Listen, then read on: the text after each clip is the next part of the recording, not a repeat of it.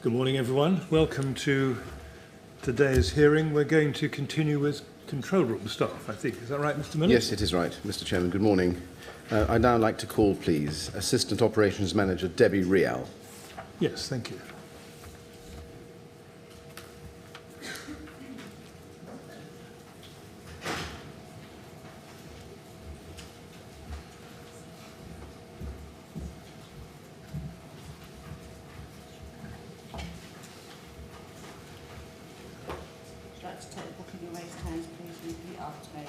I swear by Almighty God. I swear by Almighty God. That the evidence I shall give. That the evidence I shall give. Shall be the truth. Shall be the truth. Whole truth. Whole truth. And nothing but the truth. And nothing but the truth. All right, thank you very much. Yes, Mr. Miller. Good morning, Miss Rial. Good morning. Can I ask, first of all, to give us your full name? It's Deborah Rebecca Francis Real. Thank you. Now, thank you. First of all, thank you very much for attending today and assisting us with our investigations. We're very appreciative of your efforts. My questions are intended to be short and simple. Sometimes they're not. So if you need me to put the question in a different way or repeat the same question, I'm very happy to do that. Similarly, if you need a break at any time, please just indicate and we can break. Okay. All right? Thank you. Okay. Now, we've got your witness statement dated the 23rd of October 2017 that you gave to the Metropolitan Police, and that is MET quadruple 07696. Have you read it recently? I have, yes. And can you confirm that it's accurate? It is. And that its contents are true? Yes. And we have two exhibits to that, which we don't, I think, need to put up necessarily yet. MET 000-13082 and 13083. Are you content for your statement and its exhibits, as well as what you're going to tell us, to stand as your evidence to the inquiry? Yes. Have you discussed your statement or the evidence that you're going to give to us with anybody before coming here today? No, I haven't. Thank you. Can I start then by asking you, first of all, some questions about your role in the LFB and your training and experience? I think it's right that you've been at the LFB since 1991. Yes, I started as a temp in 1991 and then I took up a permanent role in 1992. And at the time of the fire, you were Assistant Operations Manager in the control room. Is that right? Yes, that's correct. Is that still your role? Yes. And you were promoted to that role in, I think, 2005 to 2006? Yes, that's correct. Turning to training, following your promotion to AOM, if I can use a shorthand, in 2005-2006, did you have any training on the role of an AOM? It was more on-the-job training. And was there any training even in that early stage as to how to manage a control room where there are multiple FSGs coming in? No. Now, in your statement on page 6 of your statement at paragraph 2, if I could just ask you to turn to that, you say that I've had previous experiences of fires in high-rise buildings, such as Lacknell House fire in 2009. On the day of Lacknell, I was an AOM and went over to a CRO who was taking an FSG call, which I listened to as the AOM. The caller sadly passed away whilst on the phone. What was your role in the control room on the night of the Lacknell House fire? Can you remember? So I was Assistant Operations Manager, a supervisor. Right. And do you remember how many FSG calls there were on that night, on that incident? I don't remember how many. At a guess, I'd say maybe 8 or 10. What lessons with regard to the control room do you remember being learnt as a result of the Lacknell House experience? So personally, the belief that once the fire brigade turned up at an incident, the expectation that they would rescue people was that it didn't always happen. Right. Okay. So you learned, can I summarise what you've just said to me, that as a result of Lacknell, your personal takeaway, if you like, was that it wasn't always necessarily the case that crews would respond to an FSG call that you were taking? And be able to rescue the people. Hmm. Did you have any specific training following Lacknell? Just FSG training, just normal training that everybody else had. Right. So does that mean that between 2005-06, when you started, and after Lacknell House, you didn't have any training, but as a result of Lacknell House, you had FSG training? We had FSG training. There was certain changes to FSG guidance. Right. So we did refresher training, and I remember doing a workshop with the command unit. Right. And when was that? Do you remember the dates? So roughly? the last workshop I did was in 2016 with the command unit. And that was the command unit, was it? Yes. Yeah. And was that did the command unit crews come to the control room? Yes, they did. Yes. Right. We had some evidence about that from Alex Norman last week. Yes. I don't know whether you're familiar with that, but she described a training session where command unit officers came to the control room and the FSG communications and call handling was trained on. Yes, it was like scenario-based Yes. training. Yes. Right. So 2016. Have you personally been involved in any other fires in high-rise buildings other than Lacknell House where there have been multiple FSG calls? Not multiple FSG. No. Right. What's the highest number of FSG calls that you've ever had to handle in your career from a single incident? So I would say Lacknell. Lacknell, Yes, right, yeah. okay. Were you in the control room on the night of, or day of the Adair fire? Adair No, Tower? no.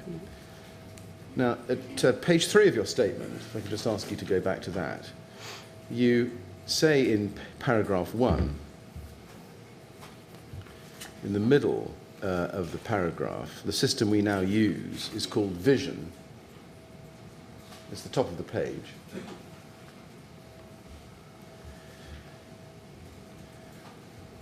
I think I said paragraph 2, it's paragraph 1.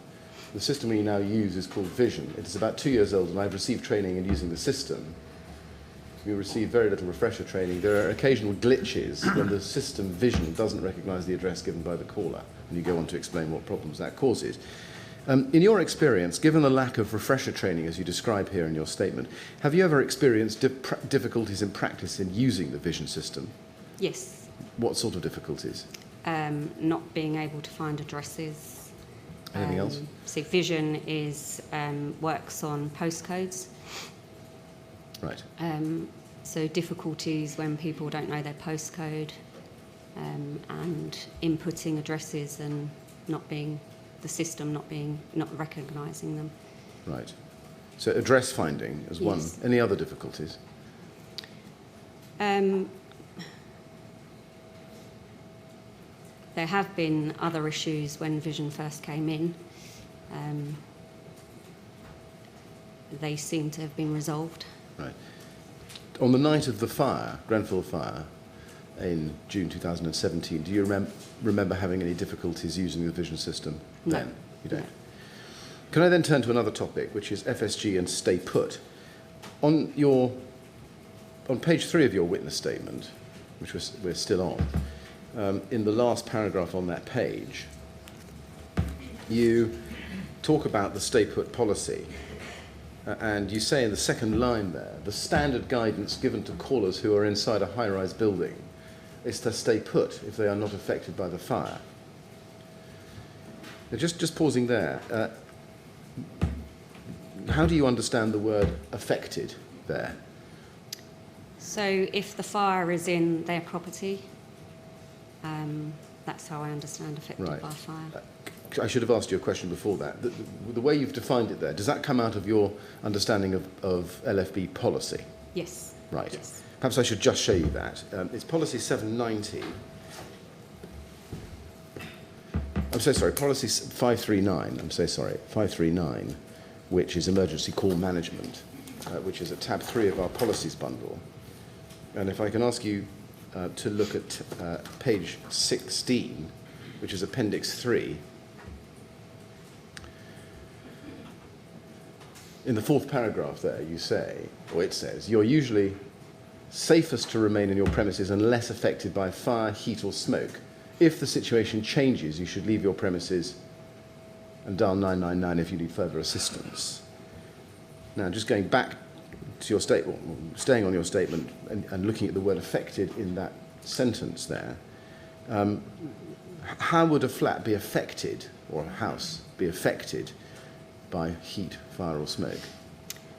So my understanding would be that the fire had actually moved into their property Right. from another flat. Okay. What about smoke? Again, my understanding is if their property was smoke-filled, Right. the whole property was smoke-filled. Now, this may sound a slightly vague question, but how much smoke would you, as a control room operator or AOM, think was necessary to be in a flat before it was affected, so that you would then no longer advise an occupant to stay put? I don't really know, to be honest. Right. Okay. Now, going back to your statement, you also say in the same paragraph, 4 lines down, a change in the guidance can only be made by a senior manager in the control room or by a senior officer at the scene. This decision is not made by an OM or AOM in the control room. Now, are you familiar with Policy 790, London Fire Brigade Policy 790, Fire Survival Guidance Calls? I would have to see it. Okay, perhaps that can come up, please. It's in our policy bundle at tab 5. This is LFB Policy 790, current as at June 2017. Does this look familiar to you? I believe I have seen it, yes. Okay. Do you think you might have had some training on this? Yes. Yeah. Right. Can I ask you then to look, please, at paragraph 8.7, which is on page 5. And it says, in exceptional circumstances, an IC may consider informing control that their advice to FSG callers should be altered, for example, to attempt to leave their property. The IC should remember that this advice may be contrary to national policy for control staff on FSGs, and liaison with the officer in charge at control will be required for an agreement to change the prescriptive advice. So when you say in your statement that the decision would never be made by, or not be made by, an OM or AOM in the control room, I just wonder whether that's really right in light of the policy here that we see. So it would come from the incident commander at the scene. But yes, they would have a discussion with whoever was in charge at control. Right. But I believe the actual decision would come from the incident. I see. So do I understand your evidence this way, that a change in standing statement advice would only be made with the ultimate permission with the incident commander, having spoken first to the control room? Control, yes. Then senior officers in the control room? Yes. I see. And that's true, is it, of a high-rise residential block, is it? Yes, yes. Yes. Prior to the night of the Grenfell Tower fire, had you had any experience of any senior manager, an AOM or OM, in the control room changing the standing stay-put advice for a high-rise residential block from stay put to get out? No, that's the first time. Right. Can we then turn to the night of the fire? We can take that policy off the screen for the moment. Can we first look at the photograph we've had last week of the Stratford control room in the Brigade control report, which is page 175. And just to remind us all about that, that's LFB 4790. And there it is. Can you tell us where you were sitting, to the best of your recollection, Miss Reel, on the night of Grenfell Tower? This is a photograph of the Stratford control room. So where the operations manager is sitting in the middle at the back, I was to their right-hand side looking.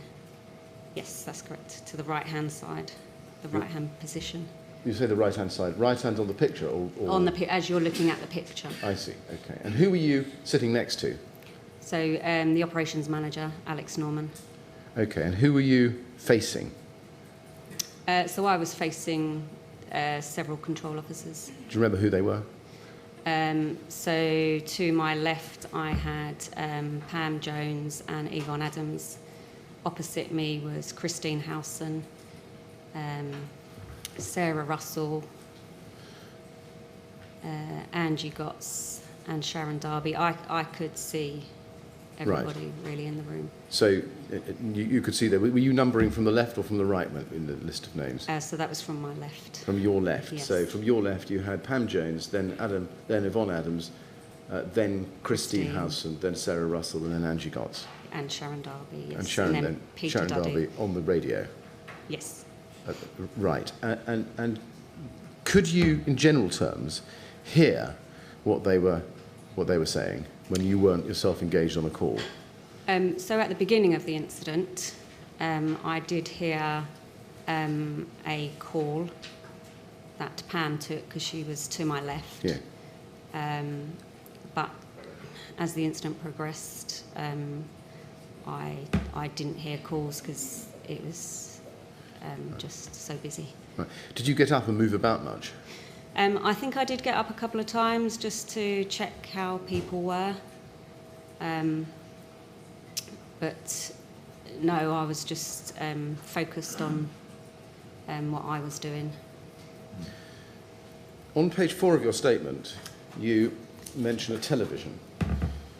And you say in the 4th paragraph down, in the 2nd line, at Stratford Control there is a TV in the room behind the supervisor's desk, but I'm not sure if it was working that night. If it had been working, i.e. functionable, operable, would it have been turned on? It could have been, but the position it's in, most people wouldn't be able to see it anyway. So. Right. How often had you managed the control room at Stratford before the night of Grenfell Tower? I can't say how often. No, but probably in a roughly. year, maybe once or twice. Okay. So you've had enough experience of the room Yes. to be able to know what was usual or not usual about Yes. it. And would it be usual in Stratford to have that television on? It would depend on the watch, Right. if they decided to put it on. Did anybody ever tell you on that night that the TV wasn't working? No. Did you know that Joe Smith, as she's told us, ordered it that it not be switched on so that CROs wouldn't be distracted by it? No, not on the night, no.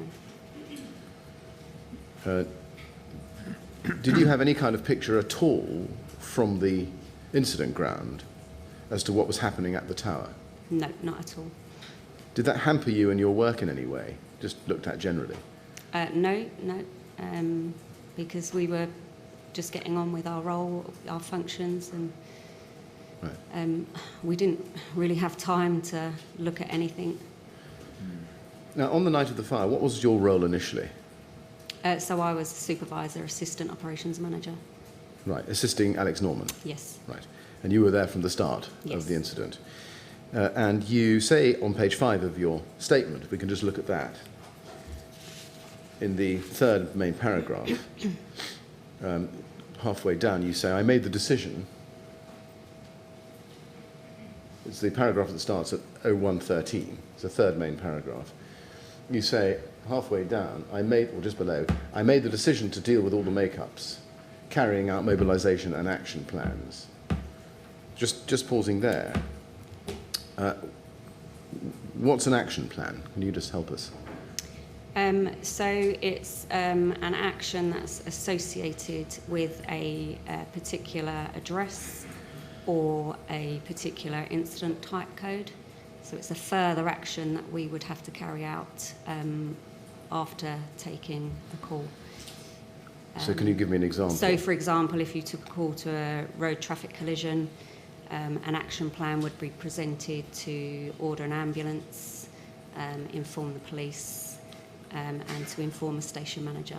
So it's further actions. Right. Can you give me an example of a further action or action plan in relation to this incident, Grenfell Tower? So as the incident was made up, there were action plans to page senior officers, Right.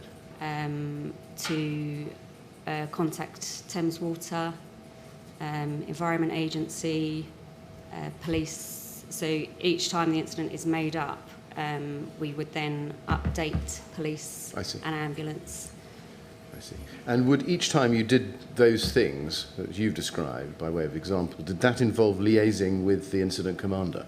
Or did you just do that anyway? No, it didn't, no. Right, I see.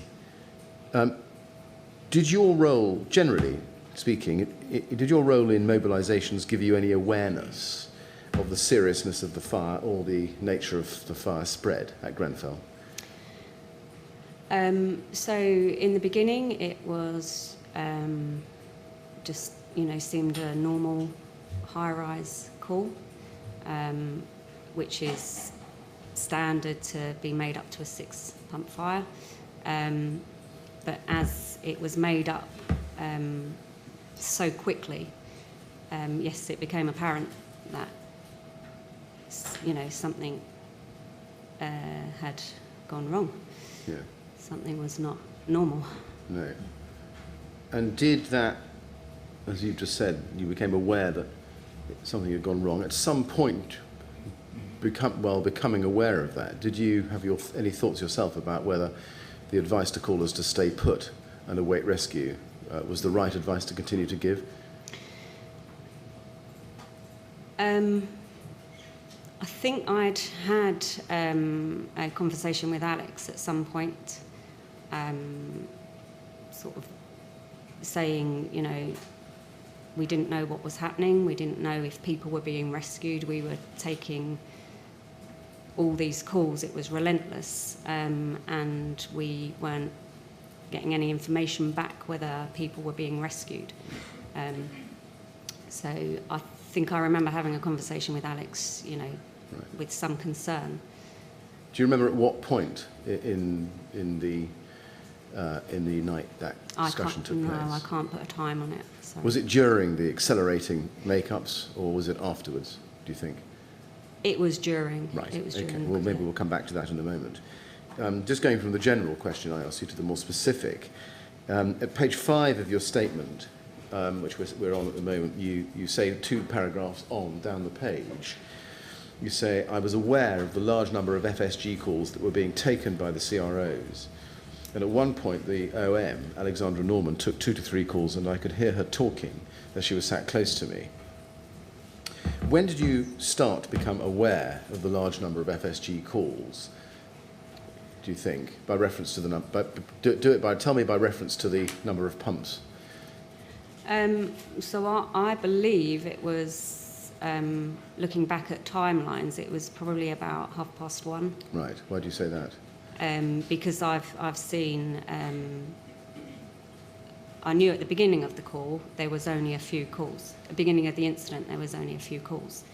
And it seemed to be quite some time before the influx of FSG calls started to come in. Yes. And I have seen evidence since the incident that it was around 25 past 1:30. At what point in time did you think you started to become aware that calls were coming in from all over the building? I can't really remember. Right. Sorry. Did you listen into any of the calls at that stage, at early stage? I don't think I did, no. Right. Can I ask you to look at the Operational Response Report version 2, LFB 4828, and turn please to page 87.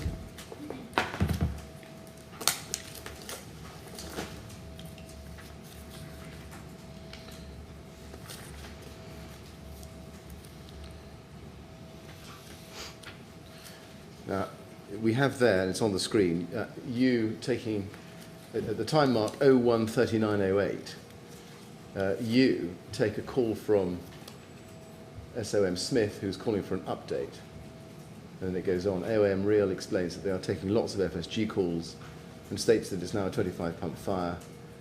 SOM Smith asks if there are any long-call FSG calls where people are on the line, and AOM Real states that AOM Norman is on the line to someone. SOM Smith also checks if the system is coping and tells AOM Real to prioritise the FSG calls over the resource management logistics notifications. SOM Smith confirms that she'll be attending Stratford. Now, first question, do you know where Jo Smith was at the time you spoke to her as recorded there? I believe she was in the car on her way. En route. And it says she told you to prioritise FSG calls over resource management calls. Do you remember what you thought she meant by that? So when I was on the phone to her, I remember stating to her that, we were really busy, we were taking all these FSG calls. One of our roles is if there's a large incident, we have to take over the resource management logistics side of it, and we have to notify senior officers of large incidents.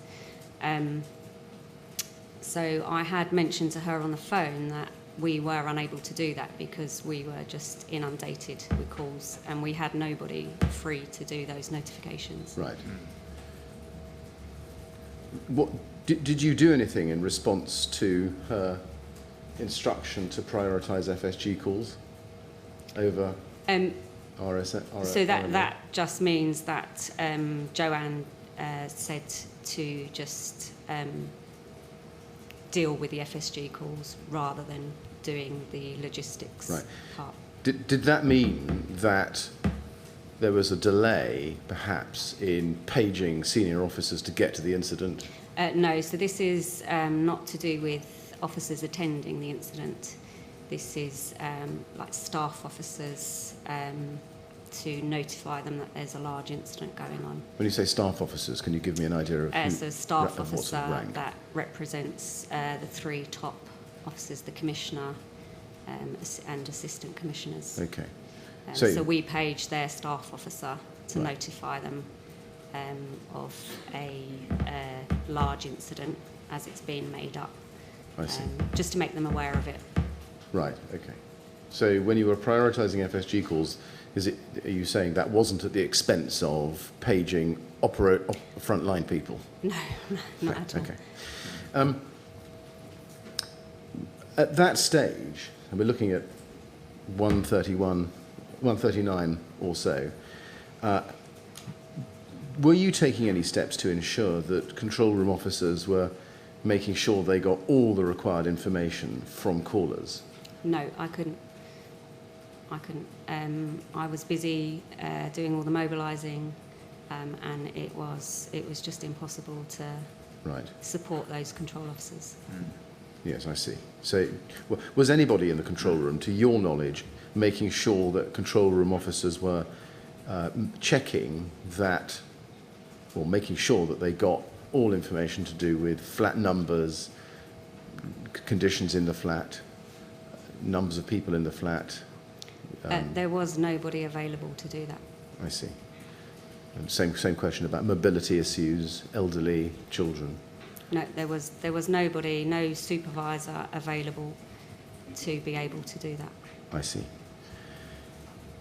Can I take you to a call summary that Control Room Adams received?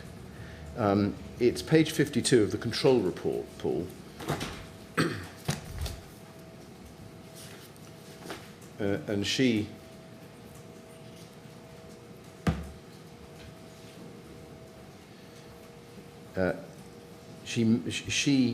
makes a call at 1:50:49 on the landline to a mobile phone allocated in Command Unit 8. If you just look at the top of the screen there, to pass on FSG calls, and we can see from the text there what she does, and she passes on two details in respect of two particular flats, 133 and 182, and they're summarised there. And then underneath it, it says, the command unit operator asks CRO Adams if there is a priority for the calls being passed to them, and asks control to indicate a priority by smoke density. And then it continues about flat 182. They're just focusing on that request to control room operator Adams, if there is a priority, and asks to asks control to indicate a priority by smoke density. First of all, did you know that Control Room Adams had received that message and that request? No. You didn't. Do you know whether she would follow? I suppose that you would not know whether she passed that on to others. No, I You didn't. didn't. Would you expect her to pass that on to you or Alex Norman? In normal circumstances, yes. But at that time, just everybody was just Right. so busy. Right. Now, going back to your statement on page 5, please. In the 6th paragraph, down, probably easier to go from the bottom up, it's the second last one, you say, during the morning I also answered the critical phone from other fire services and BT. They were passing me details of FSG calls that they were taking. I took the details of the calls and passed the information on to the officer of the day. I also answered the radio channel where a police helicopter was passing information on to us. First of all, is that line recorded? The critical line? Yes. I don't believe it is, no.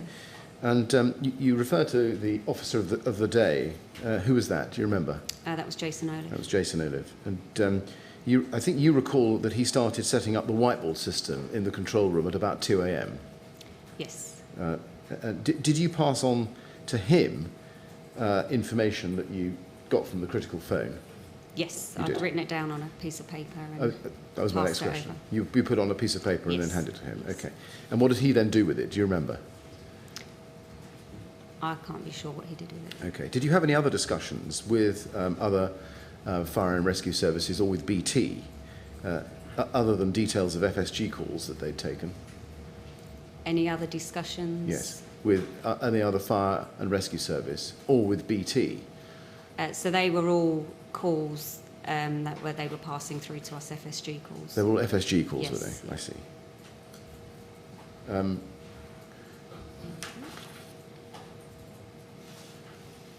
Now, just before we leave that paragraph, at the very end of that paragraph, you say, I also answered the radio channel where the police helicopter was passing on information to us. Is that channel recorded? No, I don't It believe isn't. so. What communications equipment would those radio messages come into the control room on? So that's the handheld radio. Handheld radio. So who would have a handheld radio It's, in the control room? Sorry, it's an airwave handheld An radio. airwave, Yeah. I see. And in the control room, who had the airwave? So it's just sitting on the desk. Is there only one, or are there more than one? I believe there's only one at Stratford. There's one at Stratford, Yes, and it's a loose piece of equipment, Yes, is it? yeah. And it's on. And where does it sit? Just on the supervisor's desk. So that was in front of Alex Norman, was it, or at the beginning of the night? It was probably nearer to me at the Nearer time. to you. Could you hear and it was on a loudspeaker, was it? Yes, yeah. I see. Yeah. So you could hear clearly what Yes, was yeah. coming out of it. Right, I see. And did you answer this radio channel by speaking back to the person communicating into the control room at any I did point? at times, yes. At times. Do you remember what you would tell them, in general terms? So basically it was they were passing information, what they could see, and we were just saying received. Right. Now, we know you didn't have a heli-telly downlink at Stratford, No. which worked on the night. Did that hamper you in your work?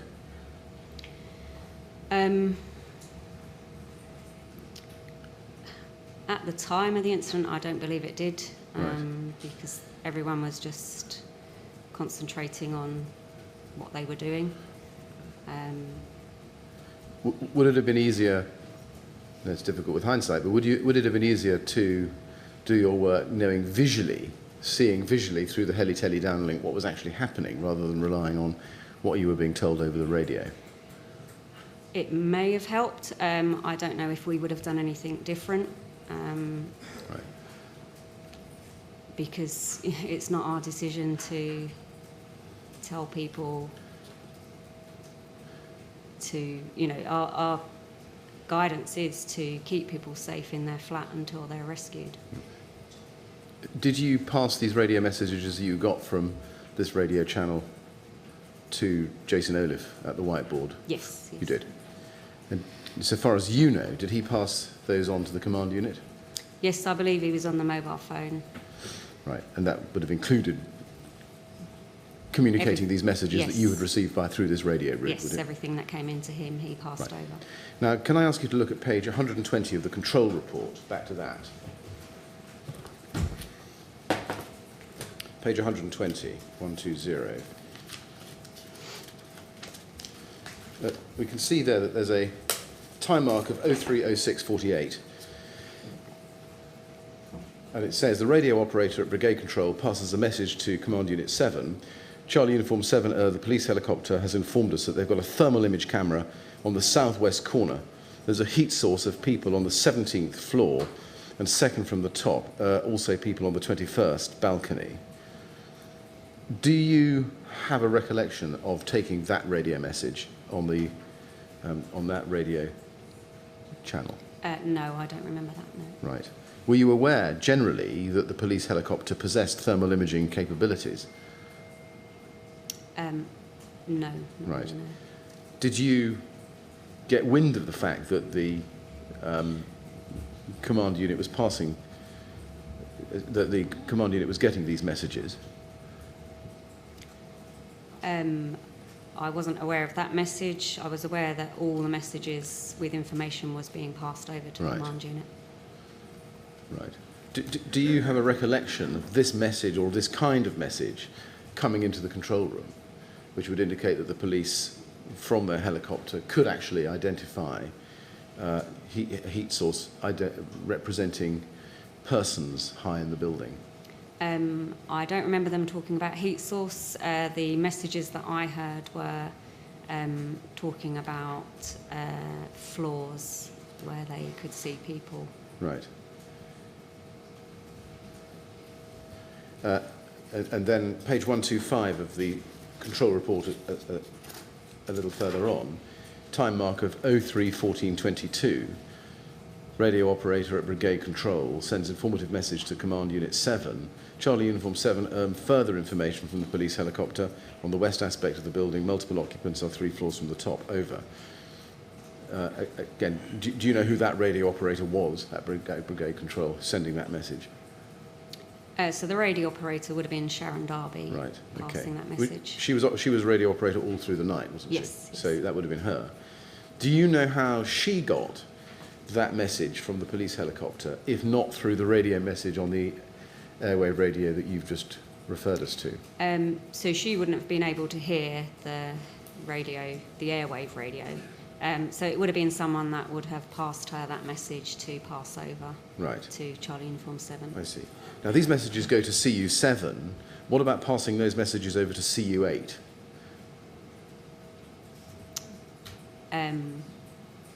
I don't know if they got past to CU8. Were you aware, I'm assuming you were aware, that at around 2:20, the CU designated to deal with FSG calls changed from CU8 to CU7? I wasn't aware at the time. You weren't? No, no. Can I just ask you then to look, just to make sure we've got this clear, at the short incident log, tab 23 of the documents bundle.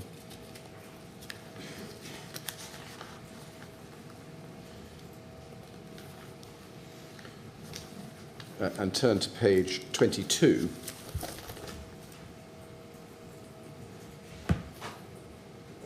In the middle of the page, at a time mark of 2:23:33, Sharon Darby inputs a radio message which says, key, this is 2:23:33, key, CU7, run all FSG calls via CU7. Were you aware of that?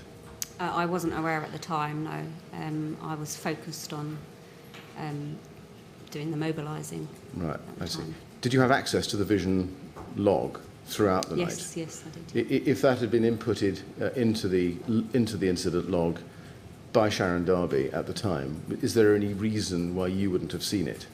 I could have seen it, but the logs would have been massive, the amount of logs on the Right. system.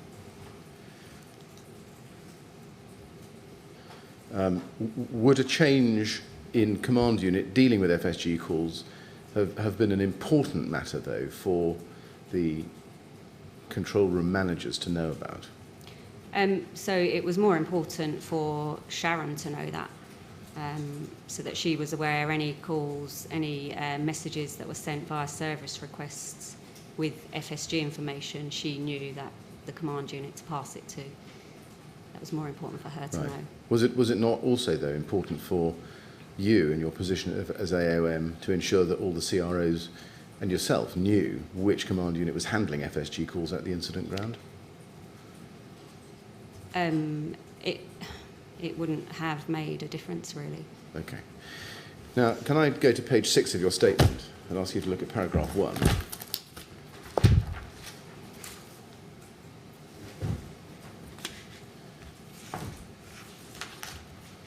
You say there at the top, at some point in the morning the decision was made to change the stay-put advice that we were giving to callers. It changed to telling callers to escape. And I'll just go on with the rest of it. I believe this decision to escape was made by SOM Joanne Smith along with the duty DAC, Adrian Fenton, and the OIC on the incident ground. Joanne informed Alexandra Norman of this decision first, and she in turn informed both myself and Peter May. I then made sure that all the CROs were made aware of this decision. The callers were told to get out of the tower by holding hands, assist one another, and to make a run for it. My feeling was that it should have been made sooner. This decision, it should have been made sooner. Sorry, I've misread that last sentence. I'll read it again. My feeling about this decision was that it should have been made sooner. Now, I've read that all to you. I've got a number of questions that arise from it. First of all, do you remember what time, or about what time, this decision was made? No, I don't recall that. Now, let me show you the debrief notes that we have, just to see if that ties in with your recollection. If you go, please, to LFB quadruple 03113, they're there on the screen. This is a manuscript version of a meeting of the PRC for control of the 24th of July 2017. And you can look down the list of attendees, and you are the first one named there, Debbie Reel, Assistant Operations Manager. Do you remember this meeting? Yes. You do. Now, this note was taken by somebody present, and it's signed by Andy Hearn, who was the chair. And if I can ask you to look, please, at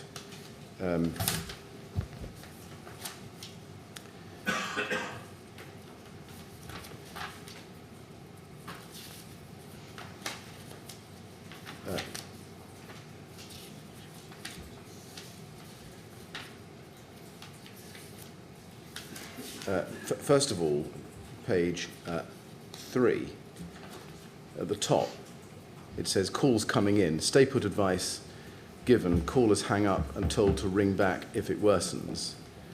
Was that generally the position in the control room at the time? On the night, yes. It was. Yes. And then,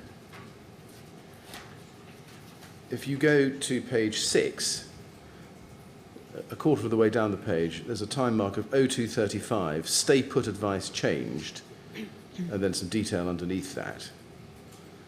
Does that help you? Well, do you agree that that's about the time when the stay put advice was changed? Yes, it was around that time. Right. And do you think that that was also the time that you were told about it or became aware of it? Yes, it would have been about Right. that time. Do you remember who at the meeting mentioned the time of 2:35? Was it you or somebody else? I don't know. Okay. I don't remember. Now, in your statement, you say that you believe the decision was made by Joe Smith along with Adrian Fenton and the OIC on the incident ground. Were you privy to the discussions on this subject between Joe Smith and Adrian Fenton? No. You weren't. No. Did you know whether they sought the permission of the incident commander before being able to change the advice? I don't know. You don't know. I don't know. You don't know.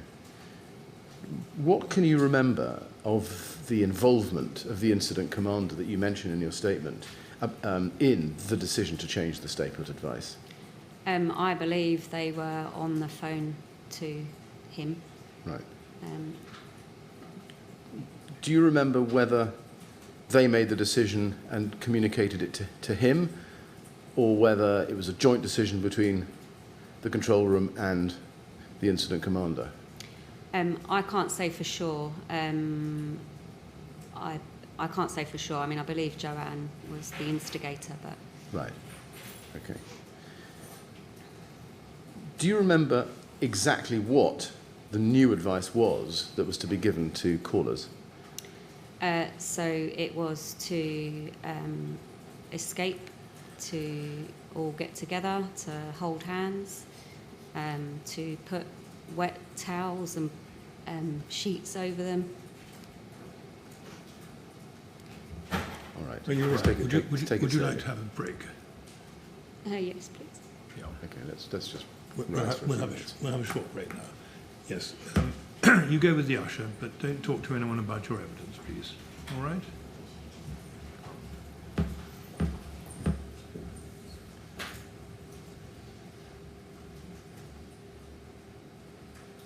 I think I'm going to make this a slightly longer break than I might ordinarily do. Yes. I think the witness needs time to settle down and compose herself. I think that's a very good I'm idea. going to say 11 o'clock. Very good. All right? 11 o'clock, please. Thank you.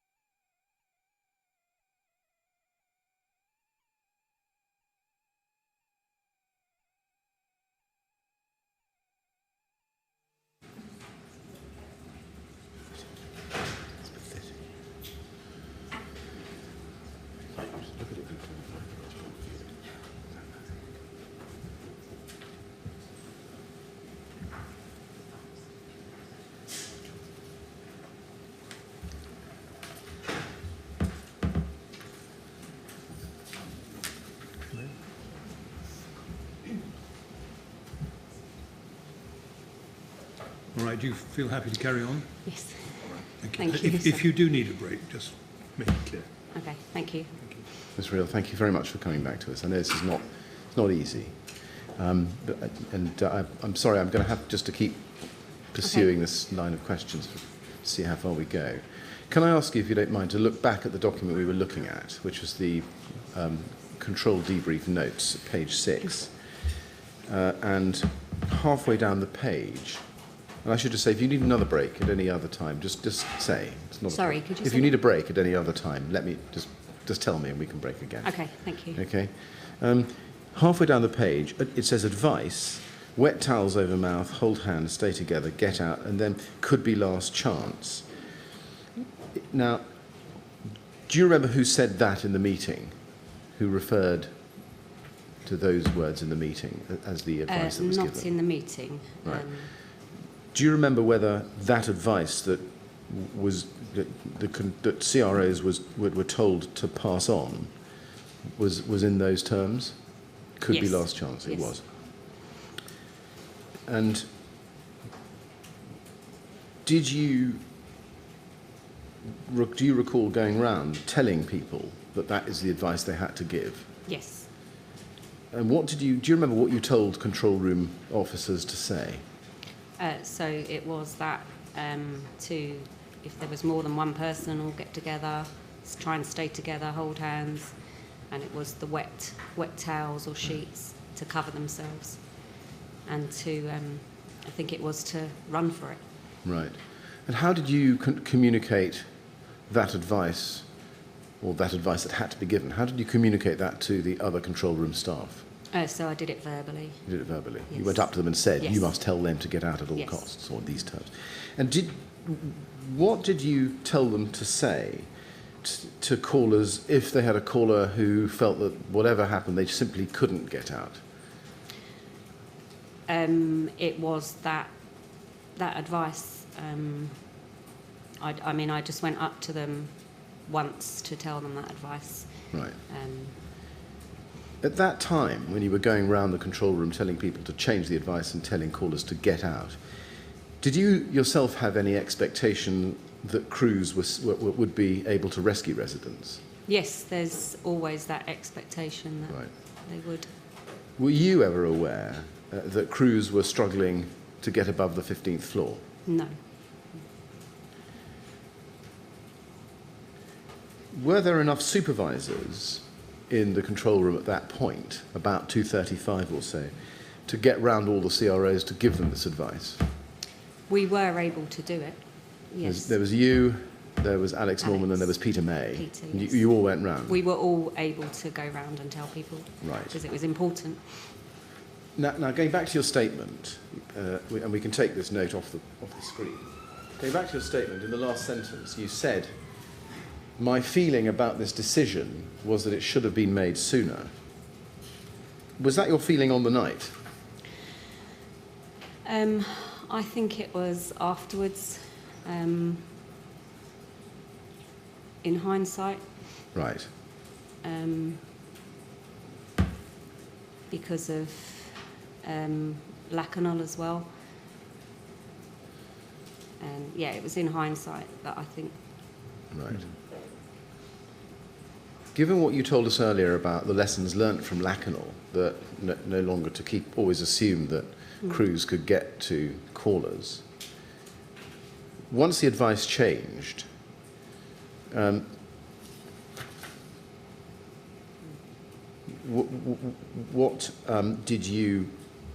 what assumptions did you have about the ability of crews to rescue callers? At the time, I still wasn't aware that they were unable to get to the Right. callers.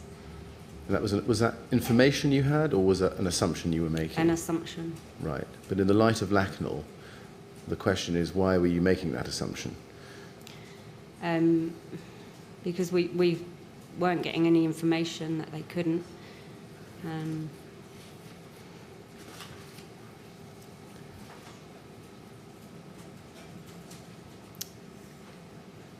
And it was still an expectation that they would be able to. Do you remember yourself making any efforts to get hard information about the progress of particular rescues from the incident ground? I wasn't able to, due to the fact of it, what I was doing, mobilising appliances. Right.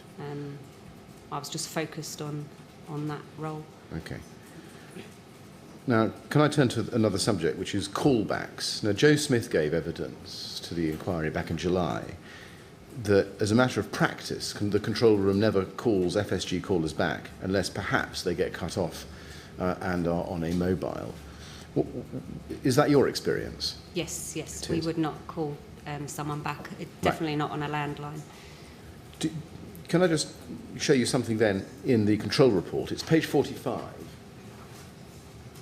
Page 45 of the control report, 143-48.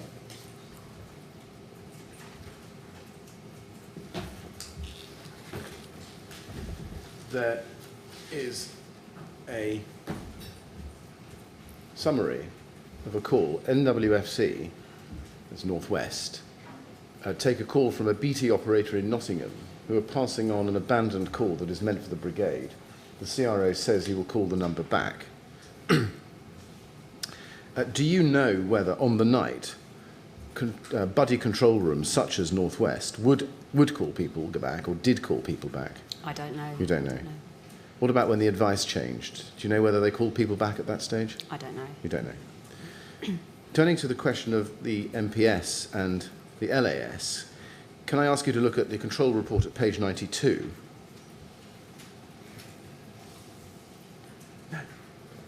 At the time mark of 02:37:26.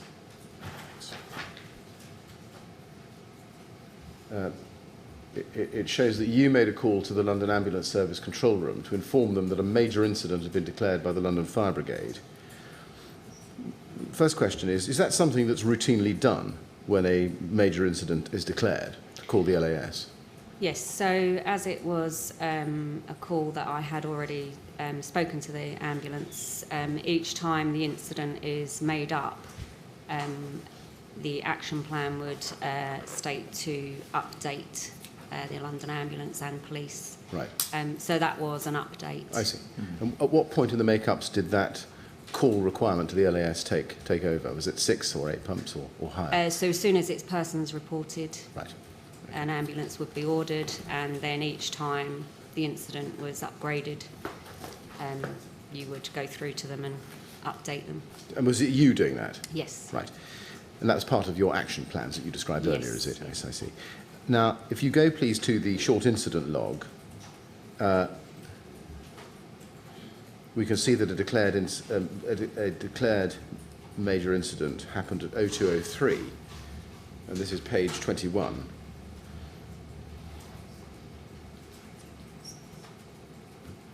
Yeah.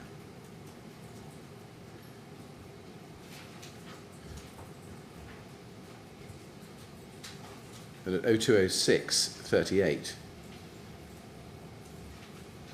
you can see that SAD make up IUP CO8 from GM Welch, this is a major incident.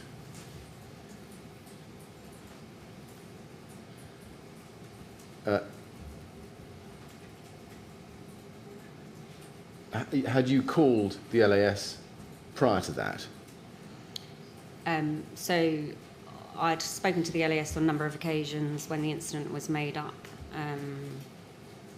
pump-wise.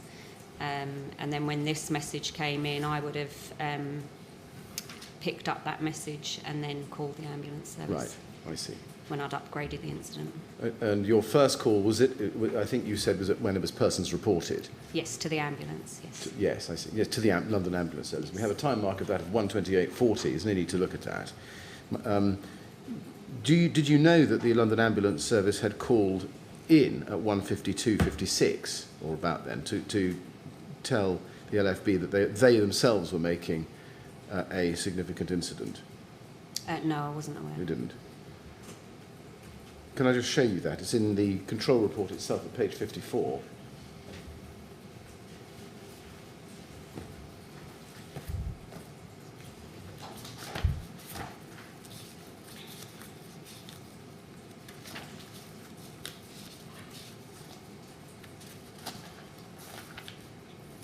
at 01:52:56, CRO Gotts takes a call from the London Ambulance Service who inform her that they're making the Grenfell Tower a significant incident. Did you know, you didn't know about that, I think? I didn't know. No. What would the expression significant incident coming from the LAS mean in the control room? It wouldn't mean anything to us. There wouldn't be any actions for us to take. Right. It was before the LAS. I see. What would be the point of telling the LFB that the LAS had called this a significant incident? It's just an update that they're also classing it as a. Would you pass that on to the significant command unit? incident. Possibly. I don't know if it was passed. Right. Now, we saw at the control report at page 92 that at 02:37:26 you called the LAS to tell them that there was a major incident. Do you know why you waited half an hour or so after Group Manager Welch declared a major incident to pass that on to the LAS? Was it half an hour? I didn't realise. Well, let me just it show was half an you. hour. If you go to the control, yes, if you go to page 92 of the control room report,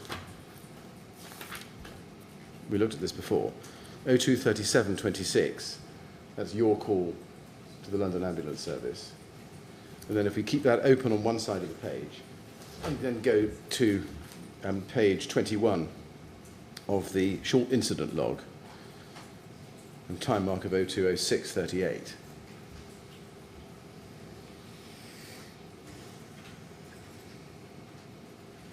If we have both of them up on the screen at the same time.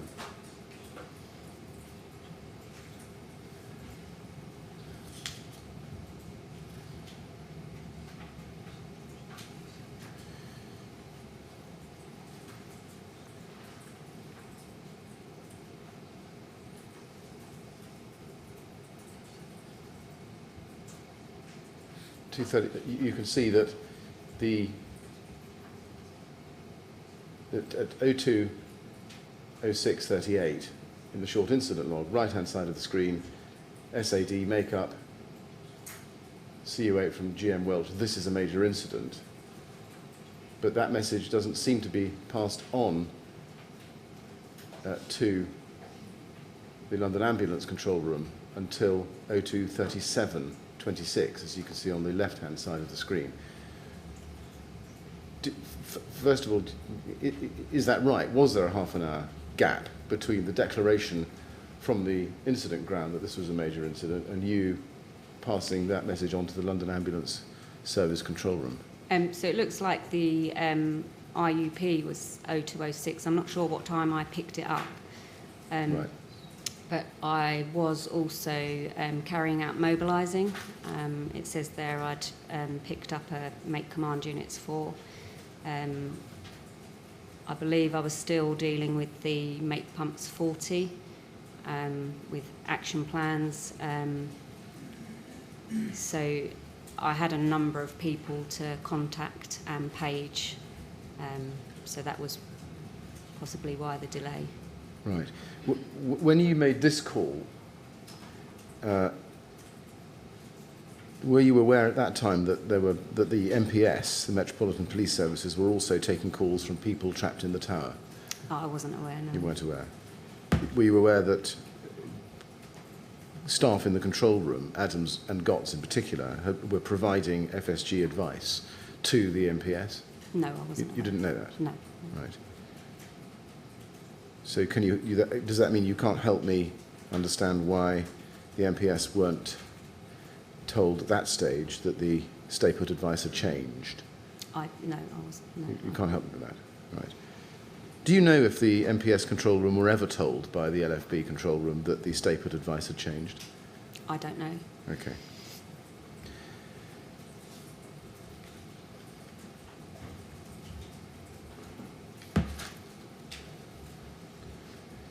When a major incident is called, as we've just seen, at 02:06:38, what normally happens in the control room?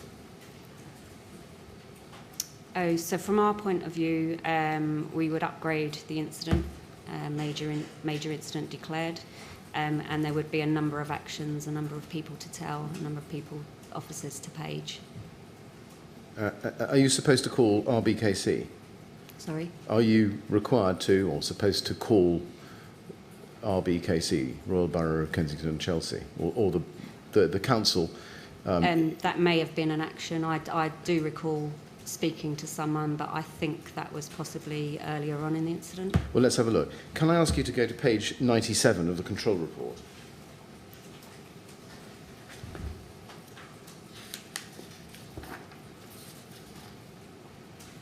At 2:42:38, we can see that you call London Borough of Kensington and Chelsea, LBKC, to report the major incident declaration. The LBKC operator says that they are aware and asks if the brigade need anything from them. AOM Real explains that she is required to inform the borough duty officer. The LBKC gives the reference, and there is the number. Was that the first occasion on which the control room had called Kensington and Chelsea, the council, to report the major incident? I can't be sure. I thought they possibly would have been contacted earlier. I'm not sure. Right. Do you remember making any subsequent calls to LBKC? I don't remember. No. Right. Can I just ask you to look at one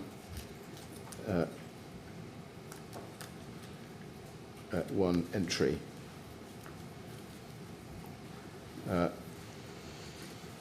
Which is at 03:48:56.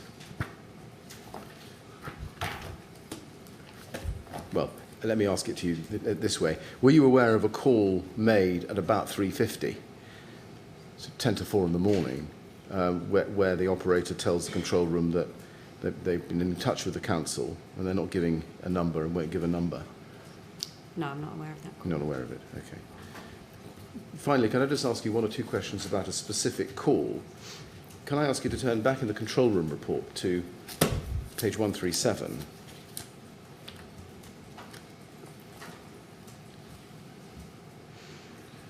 And look, please, at the time mark of 3:33:46. You take a call from a female caller in flat 133 on the 16th floor who cannot get out. No, I think we may That's have the not my wrong call. reference there. Yes, I do. You're quite right. It is the, well, not quite. It's the next, it's the next one. Yeah. 33:46. You take a call from a female caller in flat 182 on the 11th floor. There are two calls that come in simultaneously. But it's the bottom of the page. No, next one. No. Paul, if we go to the bottom of the same page, 03:33:46, last paragraph. There are last two. entry. There are two There are with two the same entries. timings. The very bottom of the page. There. 03:33:46. AOM Real takes a call from a female caller in flat 82 on the 11th floor who reports that the fire is in her bedroom and front room. AOM Real explains that the best advice is to leave, but the caller states that they will not be able to do it. The caller says that there are two adults and her daughter, who is 6 years old. The caller says they've tried to get out, but there is too much smoke and begs for help. AOM Real explains that she will tell crews again, if they definitely cannot get out, then they should stay together, get on the floor, and stay there for as long as possible. AOM Real asks the caller what her name is, and she says Natasha. And AOM Real gives her name, and then she asks what her daughter's name is, and encourages her to stay calm for her daughter. AOM Real repeats the FSG advice and tells Natasha that the brigade are trying to get to all the floors, and she will pass on the details to the crews. Now, I've read that all to you. Do you remember this call? I do, yes. You do. And you told them to, as we can see from the summary, that she will tell the crews again. At that point, did you have any expectation in your own mind that the crews were going to be able to rescue the caller? To be honest, I couldn't be sure, which is why I was telling her to get out. Yeah. Yeah. You say the best advice is to leave. Did you have, or did the control room operators generally have enough information from the ground to be able to give very clear advice?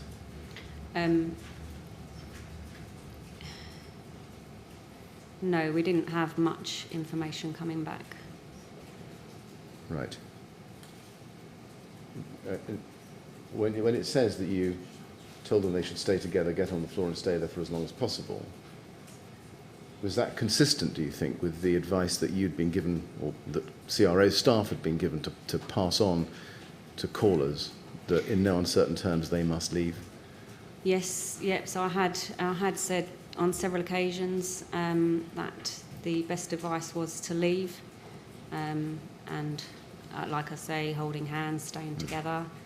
But I do remember that she had said to me that she just could not get out. So I was trying to protect her and say, you know, just if you think you need to stay as long as you possibly feel you can. But the advice was to go. Yes. Do you remember whether you assisted her to assess the conditions outside the flat, so as to know whether she could make a safe escape or not? I didn't assist her. I believed her when she told me that she couldn't get out, so I assumed that she had tried. Right. You assumed that she tried, but you didn't go into the details with her? No, I didn't. Right. Normally, would that be the job that a CRO would do, to help the caller make an assessment with the assistance of the CRO of whether or not escape was possible? Well, it's difficult because we don't know what the situation is like outside. So we could be saying to them, you know, if we said to them to open the door and, you know, more smoke came in, I didn't know what the situation was in the corridor outside our front door. She had told me that she couldn't get out, so I just assumed that it was so bad that she couldn't. But like I say, it's difficult to ask them to open the front door because, you know, lots more smoke may come in. Right. It may be worse. Yeah. Did you have any information from other sources about the conditions in the lobbies on that floor, or the lobby on that floor, or in the stairwell? No, not from other sources. No. Would it have assisted you to have that information from the incident ground? It may have done, but at that time the advice was to get out. Right. Whatever the conditions? Yes, yeah. At that point it was, yes. Yes. Yes. Ms. Reel, thank you very much. I've got no further questions myself for you. Mr. Chairman, in the usual way, there may be one or two that may occur, so I'm going to ask you to rise for 5 minutes or so. Well, we're going to have a very short break now, just so that Council can consider whether there are any more questions that they need to ask you. Okay. All right, so if you'd like to go to the usher and be ready to come back at 11:30. Okay, thank you. Please don't talk to anyone about your evidence when you're out. All right? Thank you very much.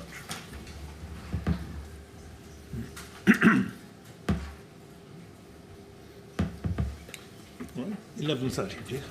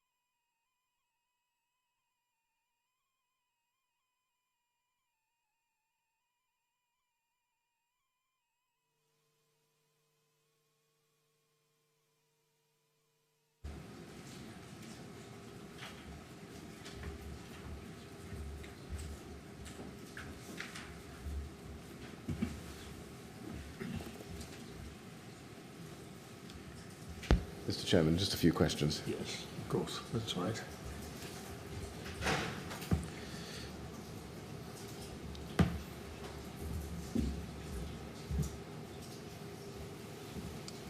All right, I think Council has a few questions for you. Okay. All right, thank you. Ms. Riddle, thank you very much for coming back to continue to help us. There are a couple I skipped over which I should have asked you and didn't. Can I go back, please, first of all, to the control report at page 45, which is the call from NWFC at 1:43:48. Now, it's not necessarily a call you know about, but let me get your evidence about it. It refers to an abandoned call being passed on that's meant for the brigade. In general terms, what do you understand by an abandoned call? So it's when someone would dial 999, possibly speak to the BT operator, and when they transfer them to the fire brigade, the caller has cleared the line. The caller has cleared the line? Yes. Is it always the caller who clears the line, or Yes. might the line have been cut off in some way? No, it's the abandoned call is the caller has cleared the line. When you say that they've cleared the line, does it mean they've pressed their phone Yes. so that terminated they've stopped, the call. they've terminated the Yes, call? I yes. see, it's not some accident of communication. No. I see, okay, thank you. My next question is, we were talking about communications with the LAS. Do you remember whether the LAS was ever told about the change to the stay put advice? I don't know. You don't know? No. Okay. Now, you were sitting, I think, as you told us earlier, in the control room on that night, opposite Control Room Officer Adams. She was Yvonne to Adams. the left of me. She was to your Yes, left. Okay. yes. How clearly could you hear what she was saying to callers? I couldn't hear anything. No, there was so much noise. Right. You could not hear specifics what people were saying. You couldn't hear the specifics. No. So if I was to ask you about what you specifically learnt from specific calls that she was dealing with, No, you could not hear. No. right. Then moving to a different topic, communicating the change of stay put advice. First of all, do you remember who told you or instructed you to change that advice? So it was Alex Norman. Alex Norman. Yes. And did she give you a briefing herself about what to communicate? Yes, she did. Yes. How did she do that? Did she write it down, or did she? No, she just verbally said to me the advice. Right. And did she tell you or give you an idea of how firmly advice must be given to callers that you had to tell the CROs to pass on? Well, she told me the advice. Right. Did she give you any indication of what kind of tone that CROs should use? No. How uncompromising the language should be? No. No. And when you went round, when you spoke to the CROs themselves, do you remember what you told them about the tone that they should use, or how uncompromising their language should be in terms of No, the choices? I didn't. I just told them the advice to give. Right. I didn't tell them how to say it. You just- didn't? Right. So did you think you left it to the individual CROs as to how to pass on that advice? Yes. I see. Was there a way in which that change in advice, or what should now be advised to callers, could be broadcast more generally around the control room, like a tannoy or some sort of general communication system? They wouldn't have been on the night because control officers were just constantly taking calls on the phone. So the only way was to go up to them personally and Right. tell them, because they were still on the line. Yeah. Now, I think you told me earlier that there were enough supervisors to be able to go around the room and make sure that and give that advice to CROs to pass on At that point, at yes. that point. Yes. If that is so, why were supervisors not able to check during the earlier part of the night when FSG calls began to come in that CROs were taking all information that they were supposed to take from callers? Because all the supervisors were busy. Right. So when the supervisors went round the control room telling control room operators what advice to give. Does that mean that they stopped doing what they were doing before? There were still actions, there were still calls, but it was important to get that information at that time. Yes, I see. Right, I see, yes. Yeah. Ms. Reel, I have no further questions for you. It just remains for me to say thank you very much for coming here and assisting us with our investigations. We really do appreciate it, so thank you. Thank you. Yes, Thank well, I'd add my thanks to those of Mr. Millett. It's very helpful for us to hear your own experience of that night, and I'm sorry that at times it's been distressing to go over it again, but we're very grateful. Thank you very much indeed. Thank you. So now you're free to go. Thank you go. very The much. usher, she'll look after you. Thank you. All right. Thank you.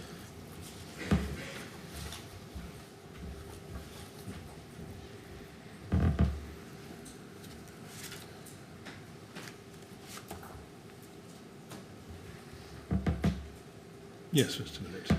Now, Mr. Chairman, our next witness is Aisha Jabin, who is a CRO from the North West Fire Service. She's come down from Manchester especially to help us today. Right. I just want to make sure that she is here and able to give evidence, but I don't want to ask for very long. So perhaps if we were to rise until 11:45, that might Well, there are things that need to be done. Well, I think maybe a few things that need to be done, but I'm more than happy to take a shorter break. It might be sensible if we took 5 minutes rather than the full 9.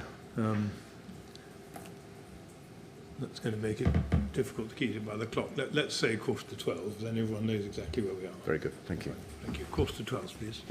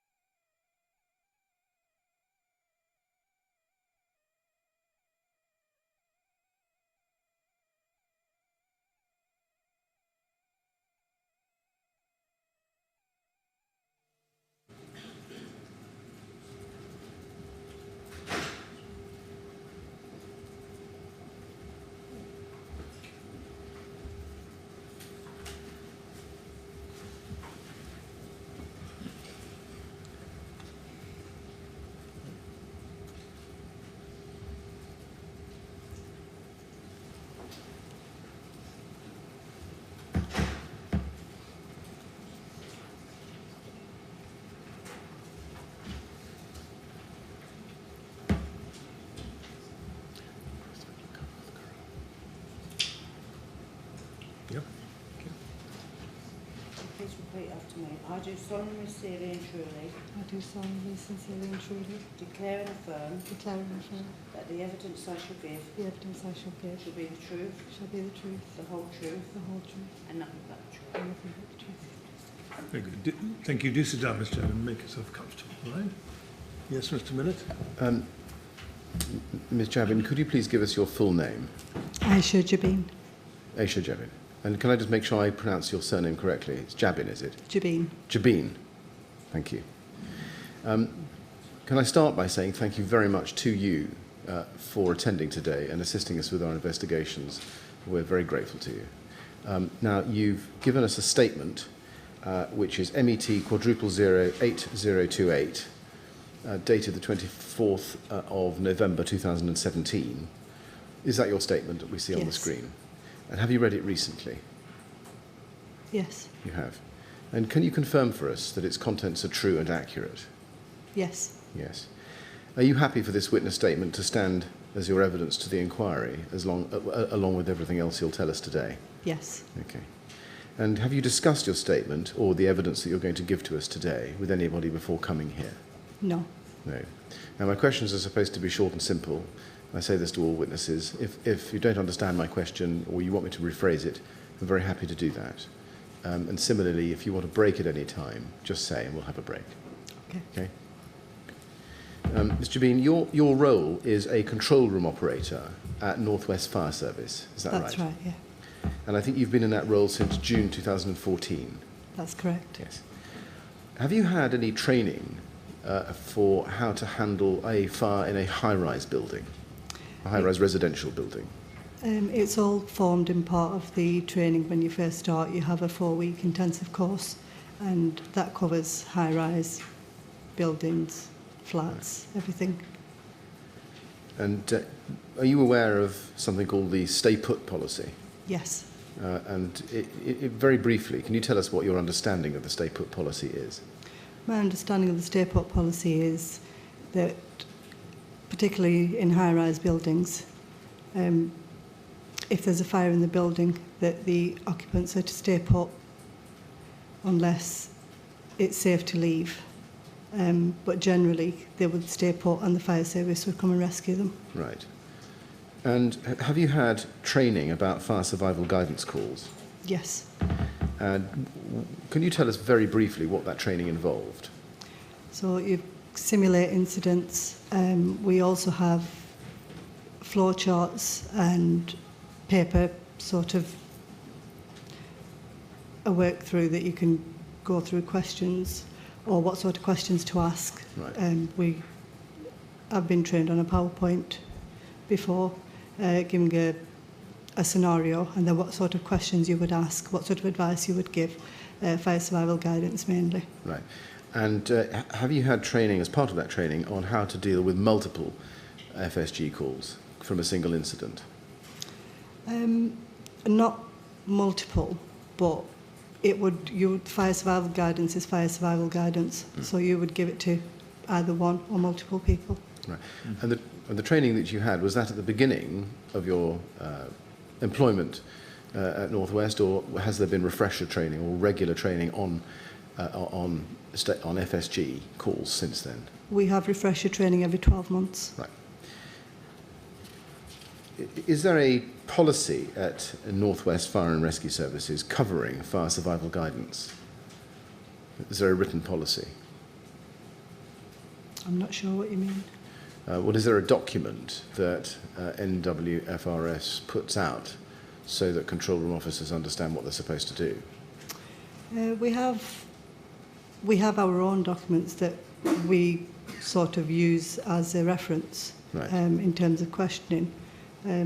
As far as I know, fire survival guidance is national, so I'm not sure if there's a document directly for North West Fire Control. Right.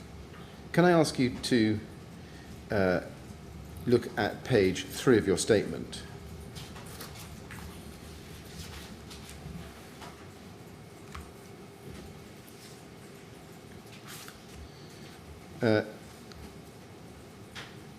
You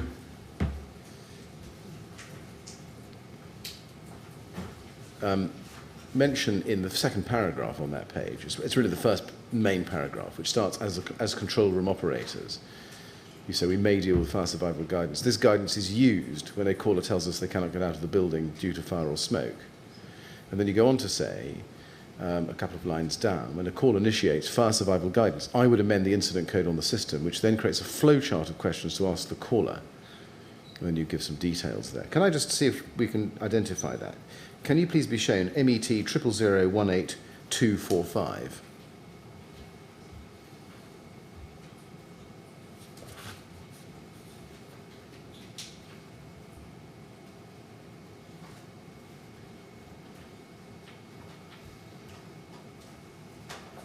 MET 000018245.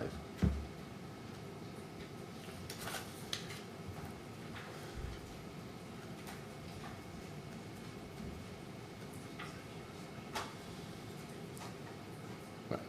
Now that is a flowchart. Is that the flowchart you were referring to in your statement? I didn't use that flow chart on the night, but yes, that's generally what we would use. Right. Thank you. Okay.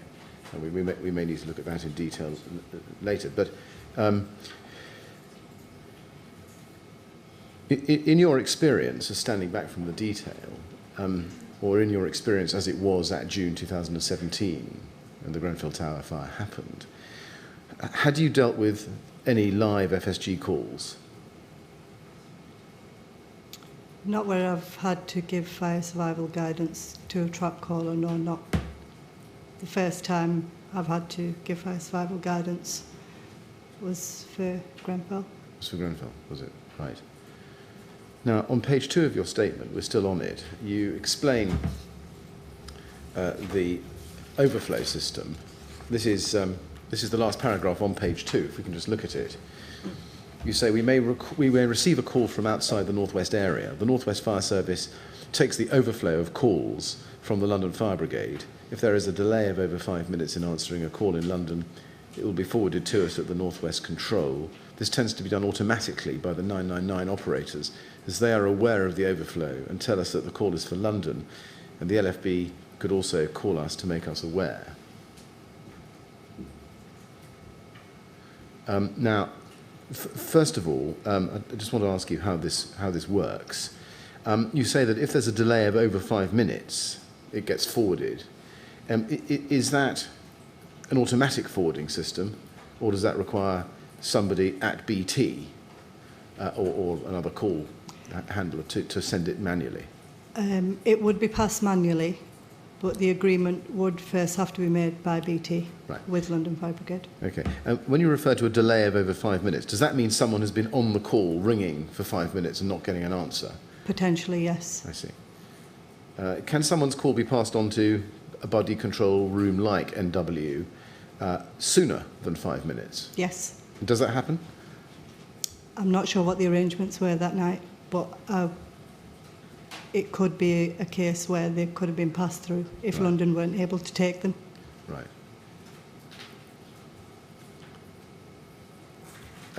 How would LFB make your control room, NW, aware that they had a call for London?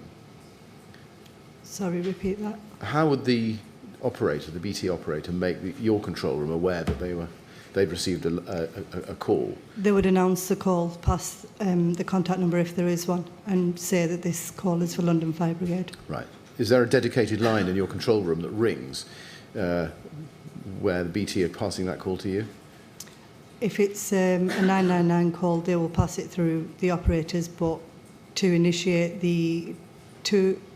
so for example, if they were going to let Northwest Fire Control know, BT would have first contacted Northwest Fire Control on the critical line to let them know. On the critical line. And on page 2 and 3 of your statement, you refer to the critical line. Looking at the bottom of page 2, you say, after taking the information from the caller, we would contact the London Fire Brigade control room using the critical line and pass on the information. Just breaking that down a bit. When the call comes into your control room, Northwest, is there a critical line that BT rings? saying, we've got a call from a caller in London about a London incident, or does it just come through on the ordinary? It would come through on a 999 line. It would come through on the 999 line. So it would come up like any other call in the area, Yes. in your own area, would it? I see. So it wouldn't go automatically through to an operations manager or assistant operations manager. No. It could come through to any control room operator. Right. So that's the call coming into your control room. When you're referring to the critical line here in your statement, you're referring to the line out from your control room to the That's LFB. right. Right. Now on that line, having clarified that, which line is that? Not in terms of number, but is there a specific number that you would call the LFB with? We had a dedicated number for London Control that night, Right. which was put up on the whiteboards to contact them with any information. You'd put that up on the whiteboards, I see. Would you... I see, okay. So that everybody in the control room could see what number to call? That's right. Right. And how soon after the first call that came in from BT for London did the whiteboard system start operating in the Northwest control room? Do you remember? I'm not sure. I was on a break at the time. I got recalled. Right. Who was running the Northwest Fire control room on the night of the Grenfell Tower? Who was managing it? We had team leaders there, 2 team leaders, and then the operations manager was called in. Right. And who was the operations manager? Jed Bassin. Could you say that again? I'm sorry, I didn't. Jed Bassin. Bassin. Could you Ops manager Bassin. Bassin, okay. Now, when the call came in from 999, would you expect them to give you the details of the incident or the details of any particular call that they had already got, or would they just pass the call over to you straight away? The operator would pass the call over and advise us it's for London. Right. We would then proceed to take location details and nature of incident. Right. Would you expect LFB to send you details or tell you about any details of the incident once you started taking calls from BT? In this instance, the duty team leader was made aware by London Control that there was a high-rise building fire, Right. and that we could potentially get some calls. Right. Do you remember at roughly what time that call was made? Again, I'm sorry, I was on a break at the time, so I'm not Okay. sure. Do you have any, or did you have any information on your system up at Northwest Fire Control about the premises which were the subject of these calls? No. And did you have any means yourself in the control room to assess the progress of the fire? As operators, we didn't know. No. Did you have any means of being able to contact the command units on the incident ground direct? We don't have that information, no. No. That's why we had the dedicated critical line to contact London Fire Right. Brigade. So you wouldn't. You Any don't have a. information would have been passed through there. Yeah. I mean, you say you wouldn't have used it, but was there actually a system in place for being able to communicate directly with the incident ground? No. Right.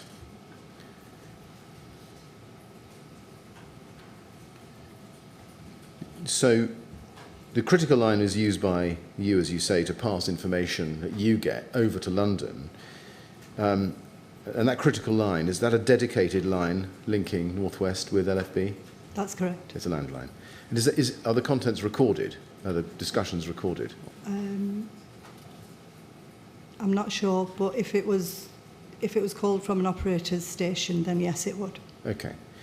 Is there any other means, other than this critical line, by which Northwest could pass call information to the LFB? Possibly by mobile phones. By mobile phone. Do you remember whether that was a method used on the night of the fire? I can't remember, but we do have mobile phones in control. Is there a way in which a Northwest CRO who is handling a 999 call or an FSG call to receive written information about the call, about the incident, about the progress of the fire? To receive information? Yes. Yeah. We don't have that means, no. Is there a way for a Northwest control room operator handling such a call to transmit information that you get from the caller down to the LFB so that they could pass it on to the incident ground? No, it was all done through the dedicated number. All done through the dedicated number, right. What about email? Would that be used? It could be used. Right. Can I just ask you to look at something, which is LFB quadruple 03627.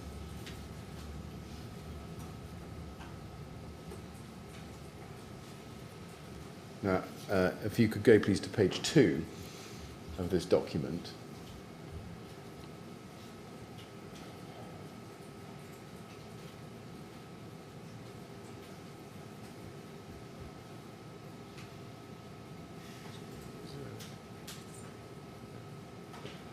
Oh, that's it.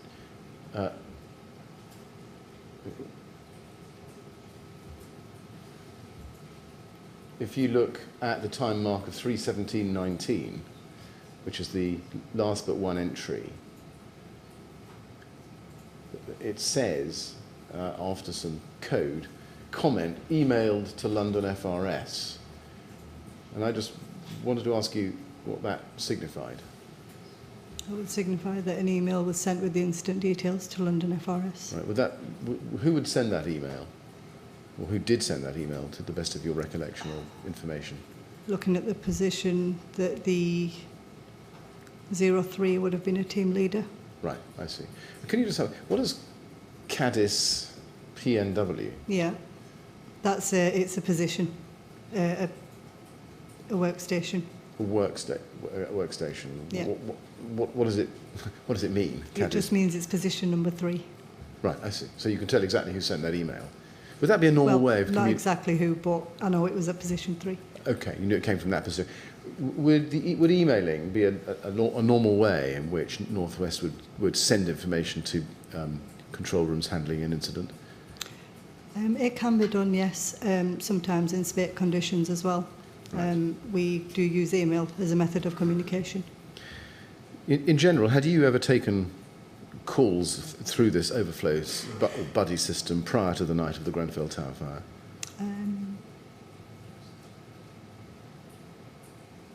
I'm trying to recall. I can't recall prior to this. Right. And again, this may be outside your experience, but let me just ask it anyway.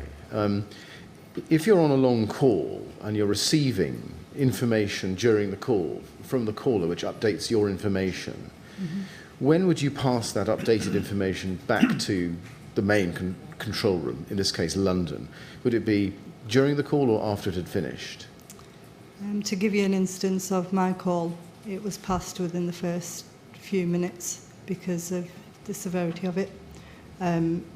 Generally, if there is fire survival guidance initiated, we would pass that information as soon as possible. Yes. And when you say my call, you mean the call you had with the lady caller on the 23rd floor? Yeah. Yeah, okay. Turning to a slightly different topic, which is callbacks. Yeah. As a matter of practice, does the North West Fire System automatically record all phone numbers from FSG callers or 999 callers as they come up on the system? Yes. And how does it appear? How many numbers would appear on the system in front of you at any one time? It would be per call. Do you mean contact numbers? Yes. Yeah, you'd get per call, so you'd get one. You get one. If you wanted to find out who'd called 5 minutes before, 10 minutes before, could you scroll up and find out who that was? Or find out what the number was? You could do an incident search because you'd log every call. Right. Okay. Do you know whether North West has a practice of not calling callers back to update them with information or to keep tabs on them? If there's an abandoned call or if the caller disconnects before being connected, we would always ring them back. You would. And what if it was, what about other cases where it's not an abandoned call or the caller gets disconnected? It would depend on if the resources were available to be able to ring somebody back. Right. We've never had to do it, so I'm not sure. What would you do if the advice, the general advice which now had to be given to callers changed? Would you be able to call, would you call them back in that instance? If I could, yes. If you could. Have you ever had, I should have asked you this first, have you ever had experience of having to call back a caller to tell them that the Statehood advice had changed and they know how to get out? No. You haven't. So calling them back has never arisen in your experience. Is that right? That's right. Yeah. And what about just calling them back to see how they're getting on? Would you ever do that? Again, it would depend on activity in the control room at the time. Right. But I've never had to experience that. Let me see if you can help me with a specific example. Can I ask you please to be shown the control report, page 45.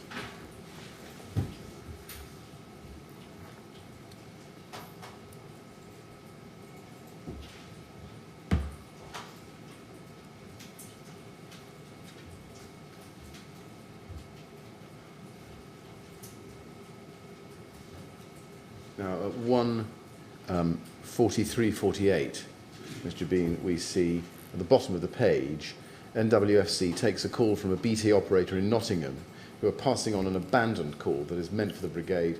The CRA says he will call the number back. Now, the CRA is a male, so it's not you. But can I just ask you, did you know whether on the night buddy CROs like you, like Northwest, would call people back where there was an abandoned call such as this? That's right. Yeah, okay. Now, can I turn to the night of the fire? You say that, and I don't need to take you to this in your statement, but you say that you remember Paula, your team leader, telling you about a 25-pump fire in London. Do you remember what time that was, roughly? Roughly around 25 past 1, 20 Right. past 1. You'd come in from your break at that stage, had you? Yeah, You I got hadn't had it recalled, yet? yeah. Right. And now we know the incident was made pumps 25 at 1:31. So do you think that, well, does that help you with your recollection in making it more specific? Not really. Okay.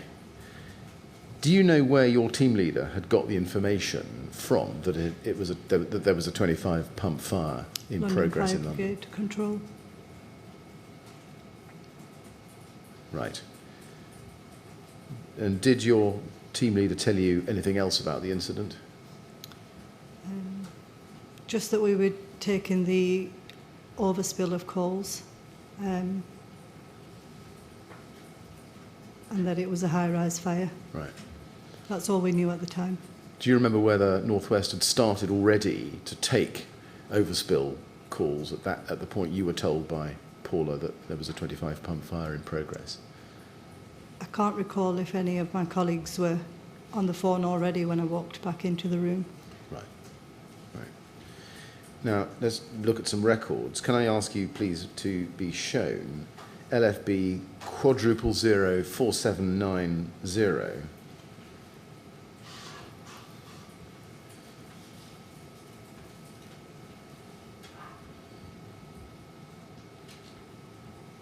This is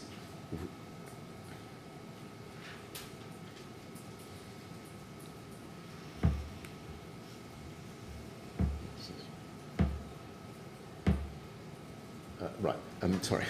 I'm so sorry. Page 34. I should have asked you to go to that.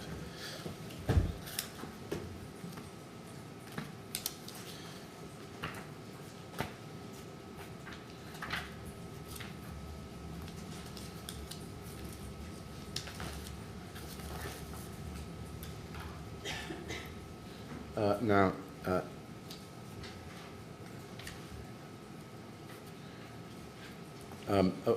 time mark of 1:36:23, we see the Glasgow BT operator passing a caller to Northwest. The caller gives her name as Mariko Koisuma Lewis and is in flat 9 on the 3rd floor. She tells the BT operator that she can feel heat and it's smoky. And you can see the rest of the details there. I don't need to read them all out to you. My question is, do you think do you remember that call coming through to the control room from Glasgow BT? If it wasn't me, no. Right. Well, let's see if we can move this forward then. Can I ask you please to be shown LFB quadruple 03598?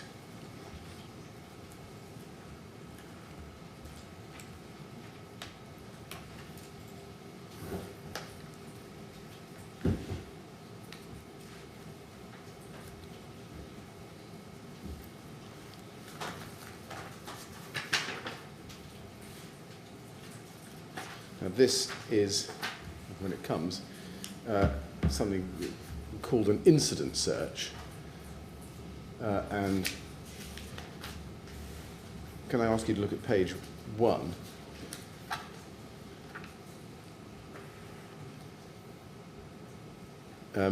This is which is where it starts at 135.32. Can you just tell us in broad terms what this document is, or what this log is? We go to the second page.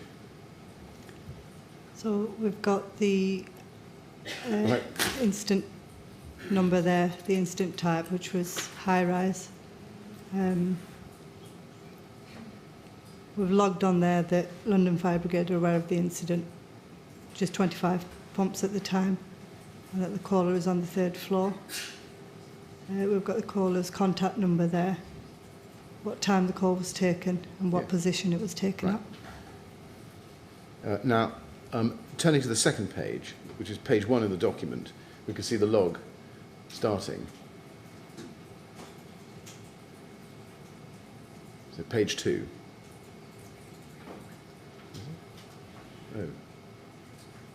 Oh. Well, yes, sorry, page. That's it. It's page 3 in relativity, page 1 of the document. Could you just tell us in general terms what that shows? So It's called, just to help you, it's called a chronology report for this incident, and we've got lots of time marks down the left-hand side, yeah, coming from various positions. I think it is in the northwest control room. yeah. My first question is each person at those different positions in the control room inputting into an electronic log? Yes, And would this log be available to everybody else in the control room? yes. I see. And can I just ask you to look then at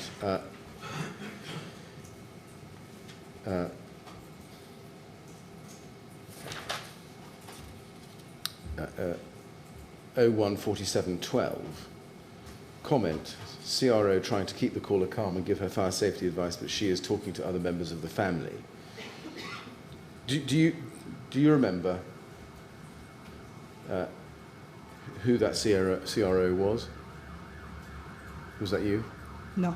Okay. Which you said earlier that these different position numbers corresponded to different places in the control room. Do you remember which was yours on the night? 11.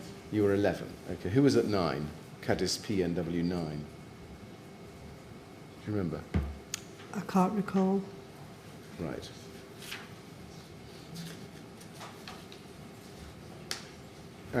Now, so is it right that these entries would be typed in by the operator in real time? That's correct. And would all those entries be visible on all screens in the northwest control room? If they log on, if they click onto the incident, yes. Right. What visibility would the LFB have of that information, do you think? I'm not sure if they have access to that, but Right. I'm not sure. Okay.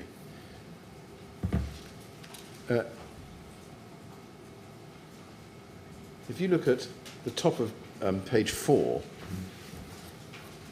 which is internal page 2, you see a time mark of 014903, and it says, comment, no answer from London Fire Service. What does that signify? Do you know? Can you help us with that? I'm not sure what it signifies. That looks like it was from one of the team leaders' position, but I would imagine it's that they tried to contact London Fire Brigade and couldn't get through at that time. Right. And at 149.32, just a few entries down, it says just before the end, LFB are aware of incident, 25 pump incident, caller is on the 3rd floor. And don't speculate if you don't know this, because this comes from a different position, but What does that indicate? I'm not sure. Well, when the controller put LFB are aware of Yeah. incident, would that show us that this particular person had spoken to the LFB or got information from the LFB? It could signify anything. It could mean that London Fire Brigade are aware that there's a high-rise building fire, not necessarily the details of this particular call.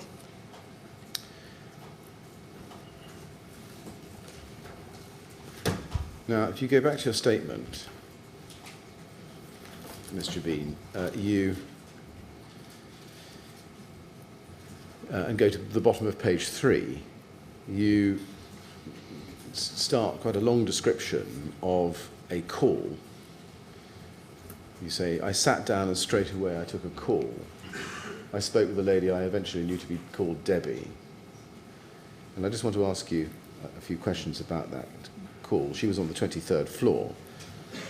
Now, can I ask you to go then to the Brigade Control Report, it's the document we looked at a minute ago, and go please to page 41.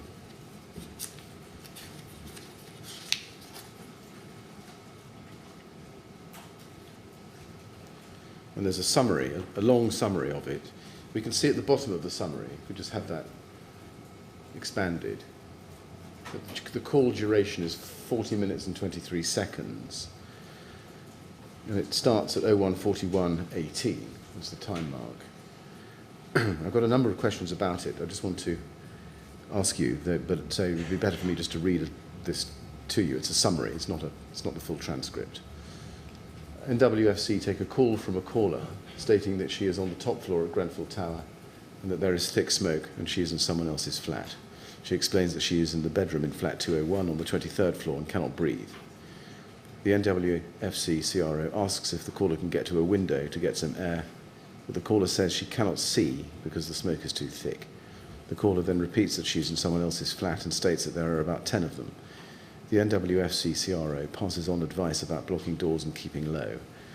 At approximately 1:45, the NFC CRO states that she has passed on the information to the crews. The caller says her name is Debbie and that she is originally from flat 161. Debbie states that everyone is in the bedroom with the door shut, but that everyone is being sick with smoke. At around 1:53, Debbie is told the crews will get you out. The NWFCO CRO asks if there are any children. Debbie states that she thinks there are 2, but maybe more, 1 baby and 1 school child.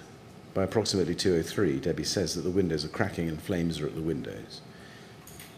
At 2:06:31, Debbie states that the flat is on fire and that they must get out of the room that they are in. There is a lot of commotion and shouting while Debbie tries to get out. It is not clear why she cannot get out of the room. Debbie states that she cannot move or breathe and that she is too hot, and the NFWC operator reiterates the advice to the caller to get out if she can. Now, I'm going to proceed on the assumption that that's a sufficiently accurate summary of the long call that you had. The first question I have is, having read you the summary, is there anything you want to say about that summary, whether it's accurate or whether there's anything extra that you'd wish to add to it? Says it's not clear why she cannot get out of the room. In the call, Debbie did tell me that the reason they couldn't get out was because there was people outside on the other side of the room that they were trying to get out of. Right. And that's why she couldn't get out. Right.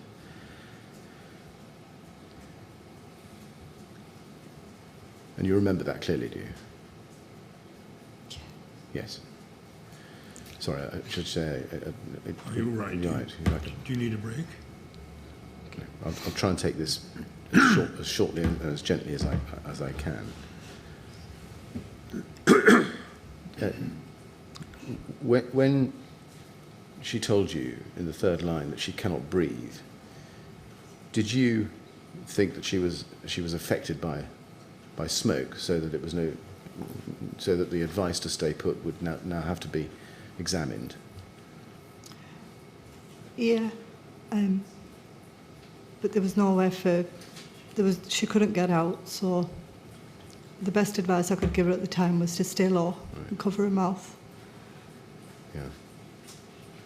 And so, because she had told you about this difficulty in physically getting out of the rooms, did you go further with her and explore whether she could make a safe exit, or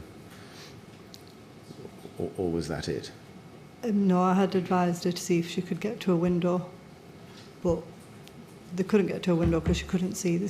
The smoke was too thick. And then, I'm not sure how long after, but the flat caught fire, the bedroom caught fire, so that was no longer an option. No. And at that point I asked her to leave, asked them all to leave if they could, but at that point she had attempted to leave. She just couldn't open the door. Yes.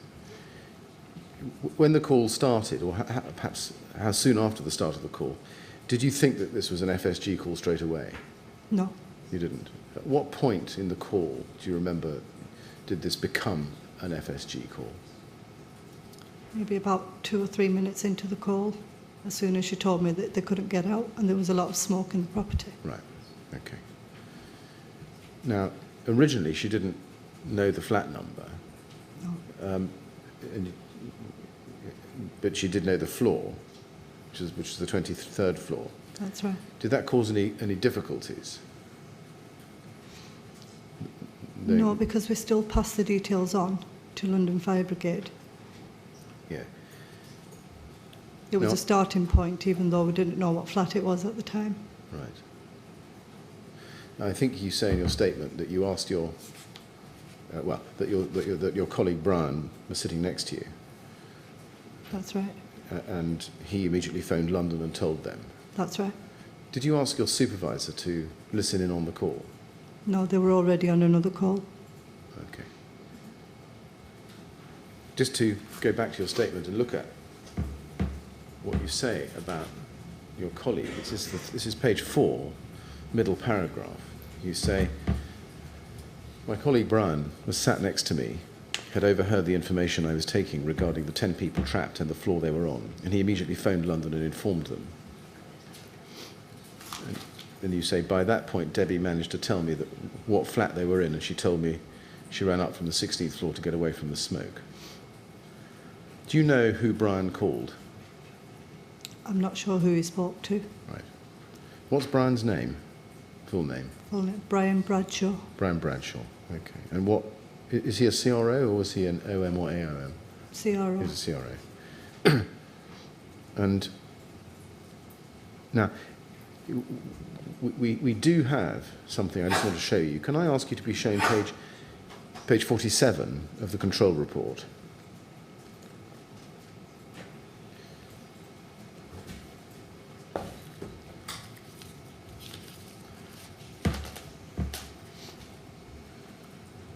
And this is a time mark of 0146, exactly, the foot of the page. AOM Real takes a call from NWFC to provide additional information from their call at 1:43.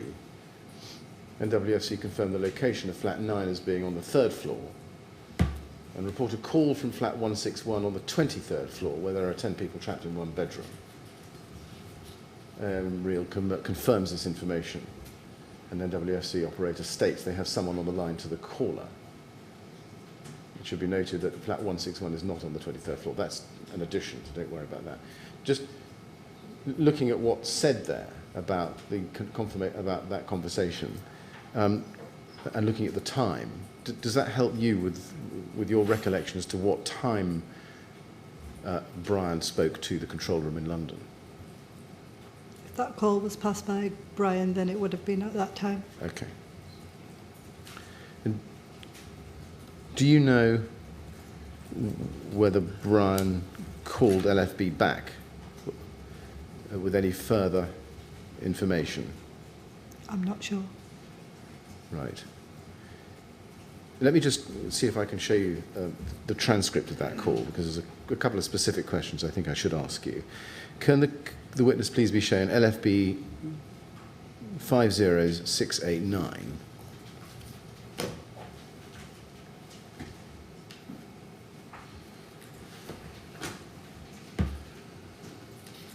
This is, if you look at the first page,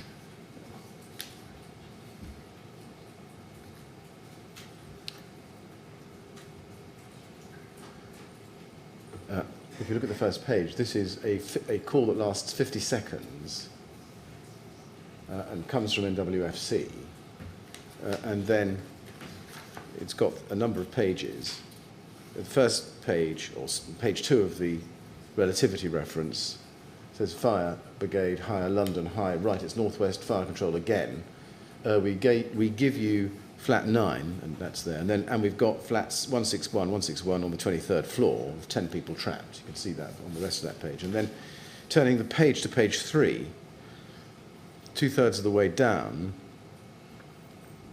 the caller says, if we get any more definitive flat numbers and people will come back to you.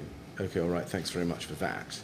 Do you remember Brian telling London that if they get any more definitive flat numbers and people, that you would come back to them?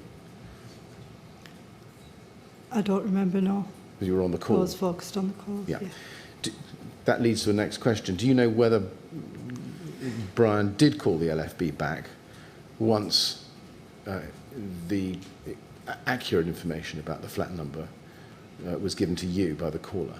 I'm not sure if Brian would have. I was aware in between my call that he did take a couple of other calls for London, so I'm not sure. Right. Now let's see if we can follow the progress of that updating through the log. Can I ask you please to be shown LFB 3618?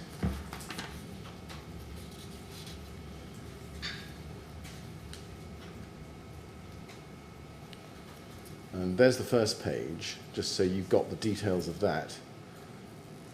14707, and the closing ID is CADIS PMW03. And if you go to page 3, which is page 1 internally, we start with a time mark of 014717, a third of the way down that page, where it says flat 161, 23rd floor, 10 people in the flat, in bedroom unable, and then, and I'll just follow this down, it then goes on at 15109, 45-year-old female struggling to breathe. Now that's come, as have all of these so far, from 11, that's your position. So is that you entering this as you're speaking? That's right. Right, okay. And then at 015148, incident updated, and then you add in unsure of flat number, 23rd floor. That's when I established that Debbie lived on the 16th floor. Right. And went up to the 23rd, and at that point we were unsure what flat it was. That Okay. 161 that was given to us earlier was her flat. Okay. And then again under the next entry, 15234, you go on, you go on to say unsure of flat number, 23rd floor, flat 201. So, and I think that's the first time in the log we see the actual flat number, flat 201, where she's calling from. And then somebody in position 5 underneath that writes unsure of flat number, 23rd floor, flat 201. Do you know why? Do you know who sat at position 5? I can't recall. Okay.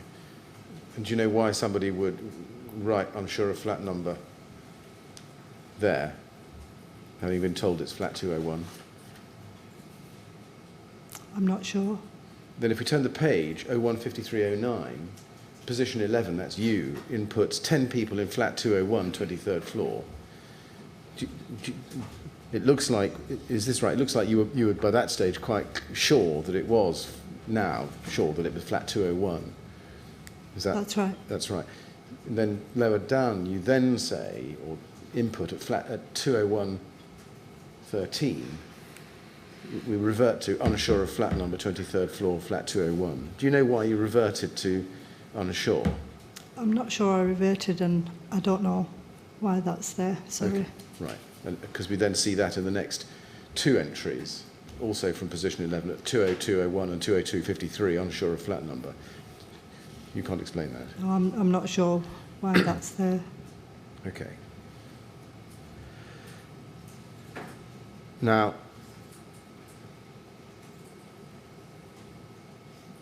I just want to show you something that you may not have seen before, which is the London Fire Brigade's short incident log, page 21. Just tracing this through the London end of it. At page 21,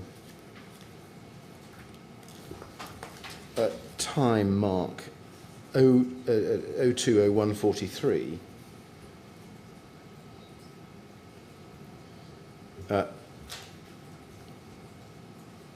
so this is after your writing in that it was 10 people in flat 201 on the 23rd floor. We can see the LFB entering an entry in their log at 20143. Flat 161, 23rd floor, 10 persons, and some other details. Now, it looks from that as if, and that's all passed over, as you can see, to CU8 at approximately 150. It looks as if the information being inputted at 20143, which had been passed over at 150, hadn't caught up with the flat number, 161, being actually 201. Obviously, you're not responsible for that, but my question is, looking at that, do you know whether Brian or anybody else in the Northwest control room ever called LFB back and told them clearly that the flat number wasn't 161, but was definitely 201? I can't be sure if anybody called back, but I do recall when I provided my statement that somebody did call them back. I'm just not sure who. Okay.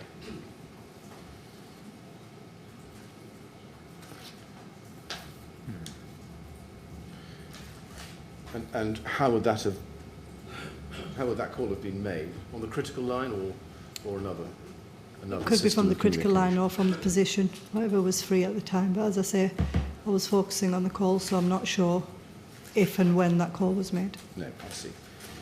Going back to your statement, Ms. Jabin, if we can, go back to page 4. At the end, or just before the end of the first main paragraph on page 4, you say, I told her the usual guidance, get down low, and as they'd already barricaded themselves in, I just tried to reassure her as much as I could. I kept telling her that the firefighters knew they were inside and would make their way up to them. Did you know that the LFB knew about the call by the time you gave her that reassurance? Yes, You did. How did you know that? because it was prior to that that Brian had passed the call over. Right. And what did you know, as a matter of fact, about where the crews were? I didn't know where they were. Did you know that the crews had actually been committed to her floor? I didn't know that, no. Did you receive any information back from the LFB about the progress of the crews? No, we didn't. Or the speed or progress or location of the fire and smoke? Not as control operators, no. I'm not sure if the team leaders were updated. Okay. So what was the basis for your telling Debbie that the firefighters knew they were inside and would make their way up to them? Because the information had been passed to London Fire Brigade. Right. We would imagine that they would have passed it on to the incident ground Right. regarding trapped callers. So is this fair that it was an assumption you were making rather than working on factual It was more information? reassurance than an assumption. I follow. Okay.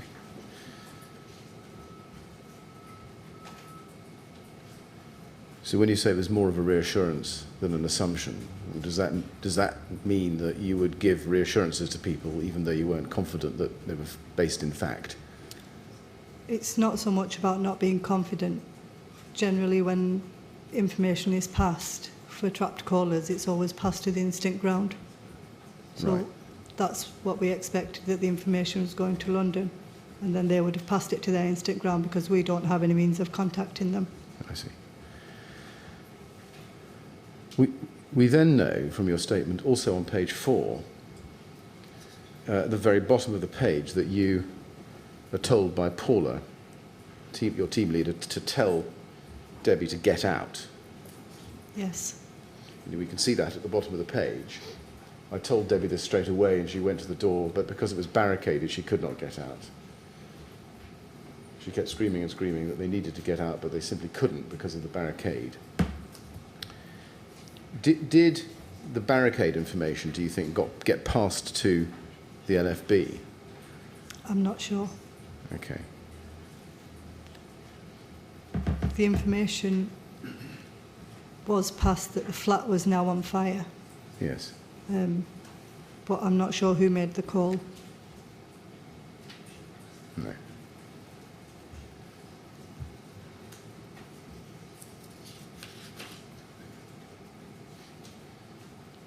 Now, on page 5 of your statement, at the foot of the page, you say, at that point, our team leader told us that they had spoken to London and the advice had changed to callers. They were now telling them to get out. I think that this was between 2:30 and 3 a.m., but I cannot be sure. Now, you say at that point, and you've given the time reference. My first question is, how was that change in advice communicated to you? We were told as a control room by the team leaders who shouted out to us that the advice had changed and stay put was no longer in force, and we had to tell them to get out any way they could. Right. Were you told face to face by? Yes. Not with a sign or anything like that? No. No. Were you told how to give that advice? In what terms or tone to use with callers? We were told to advise to use wet towels and wrap them over themselves and leave by any safe route Right. that they could find. Were you told by your team leader what sort of language to use to make it absolutely clear that callers had to leave? I think I would have known to be assertive with my tone. Right. But generally we're quite assertive with call handling, so I don't think it was something that she needed to tell us. Okay. And you then go on to describe a call from a male on the 16th floor. You say, I was very brief and surprisingly very calm. Do you mean he was surprisingly very calm? He was very calm, yes. Right. And he said to me he was trapped on the 16th floor. I told him he had to leave and advised him to use wet towels and wrap himself in them and make his way out. He said, thank you, and the call was very brief. I phoned London and informed them of the call and passed on the basic details. First of all, do you remember how long before you took that call that you'd been told by Paula about the change in advice? I hadn't taken a call from London for at least about 15 or 20 minutes before that, so it was before I took that call. Right. But I couldn't tell you exactly what time. It could have been 3 a.m, possibly just after. All right. Let me just see if I can locate the call a bit more precisely. Sure. If you look at the control room report at page 118,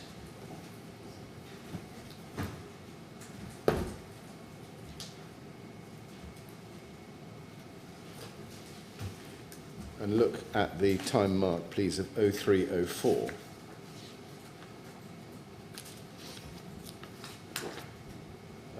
Exactly. NWFC make a call back to the number given by the BT operator at Portadown in a call at 030348. The NWFC operator introduces herself and asks if the male on the line is in flat 123 on the 15th floor. He states he's on the 16th floor and then says they are here. And then you give the advice. And then he goes on. He says explicitly that the person needs to get out. He replies, okay.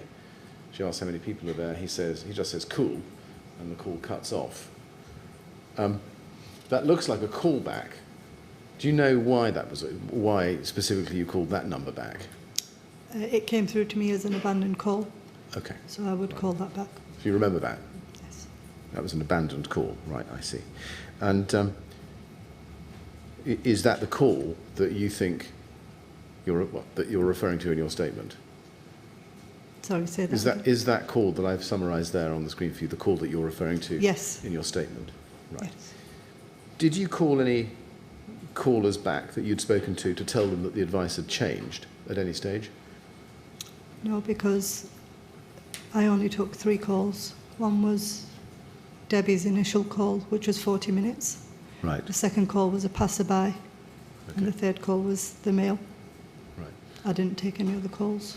Do you know whether anybody else in the North West Control Room called any callers back to tell them that the advice had now changed and that they should get out? I can't be sure, sorry.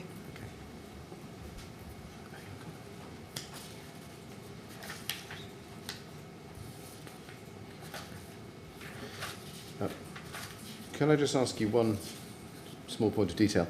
Can I ask you to go back to 3618, LFB 3618? I think I asked you about an email earlier, but if you look at page 4 of that log,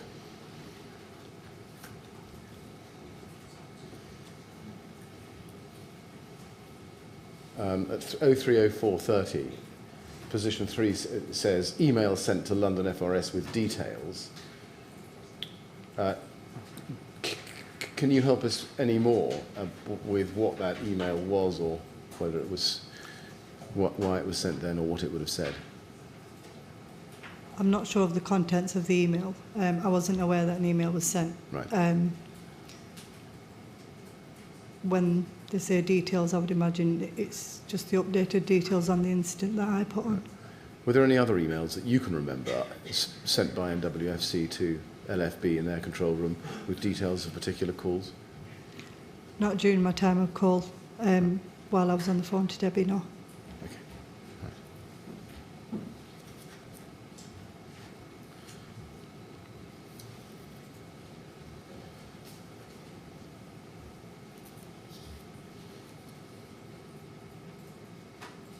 No, thank you very much. Mr. Jabin, I have no further calls for you. Mr. Chairman, I've got no more calls, but it may be that there are one or two things, looking over my notes, I may just need to revisit or ask the witness. So maybe a short break would be convenient. 5 minutes. 5 minutes, Yes. Mr. Jabin, is that Mr. Jabin, we sometimes, well, almost invariably have a break at this stage, just so that council can check whether there are any questions that ought to be put and haven't been put. So I'm going to ask you to leave us in just a moment, and we'll come back at 10 to 1 and see whether there are any more questions for you then. All right? Don't talk to anyone about your evidence, please, while you're out of the room. And if you'd now like to go with the usher, she'll look after you. Thank you. All right? Thank you very much.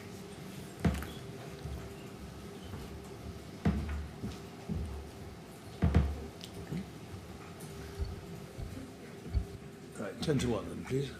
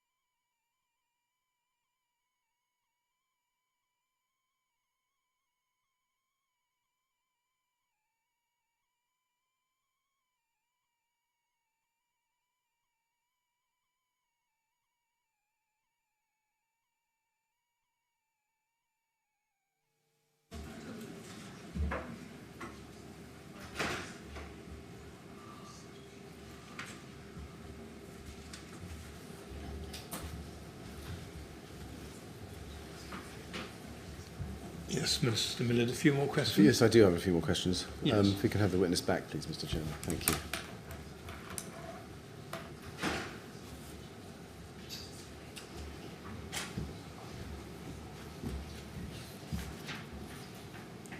Right, Mr. Jabin? A few more questions, I think. Yes, Mr. Millett. Mr. Bean, yes. First of all, at the beginning of the Debbie call, do you remember being told that pretty well straight away that she couldn't breathe?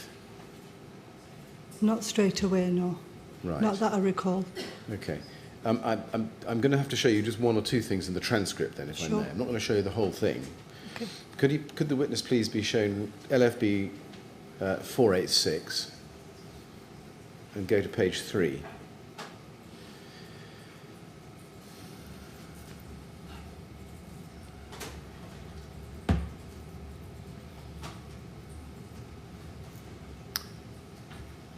Which is there on the screen in front of you. This is at the start of the call. In fact, we can start at page 2. And this is probably the best place to take both questions. It starts off, hello, it's the fire service here, where are you? We're on the top floor at Grenfell Tower, please help us. Right, listen to me, what's your address? Inaudible, thick smoke, I'm in someone else's flat. I'll come back to the someone else's flat point in a moment. But looking at thick smoke, looking down the page, you say, 4 lines up from the bottom, yeah, W11. Right, are you able to get near a window? We can't, the smoke's too thick. And then at the bottom of the page, right, so you're on the 10th floor, did you say? No, the 23rd. And then it goes on over the page. And then in the middle of page 3, she said, just above the middle, she says, caller, I can't breathe. Now, just at that point in the call, so just a minute or two in, we can see that there's thick smoke in the flat and the caller can't breathe. My question is, why did you not seek to explore with her at that stage any means by which she could get out? Because initially I needed the location, I needed to know where she was. I mean, I've not listened to the call since I took it, so I can't recall exactly. No. Maybe it was a moment of panic, but I needed to know exactly where she was in order to be able to help her. Right. And then after that, I mean, previously I do ask her, are you near a window before I cut out? But it's just processing a lot of information in a small amount of time. Right. It wasn't in any particular order. Right. Now, once you did find where she was, flat 201, we can look at page 16 internally of the transcript. This is some way into the call.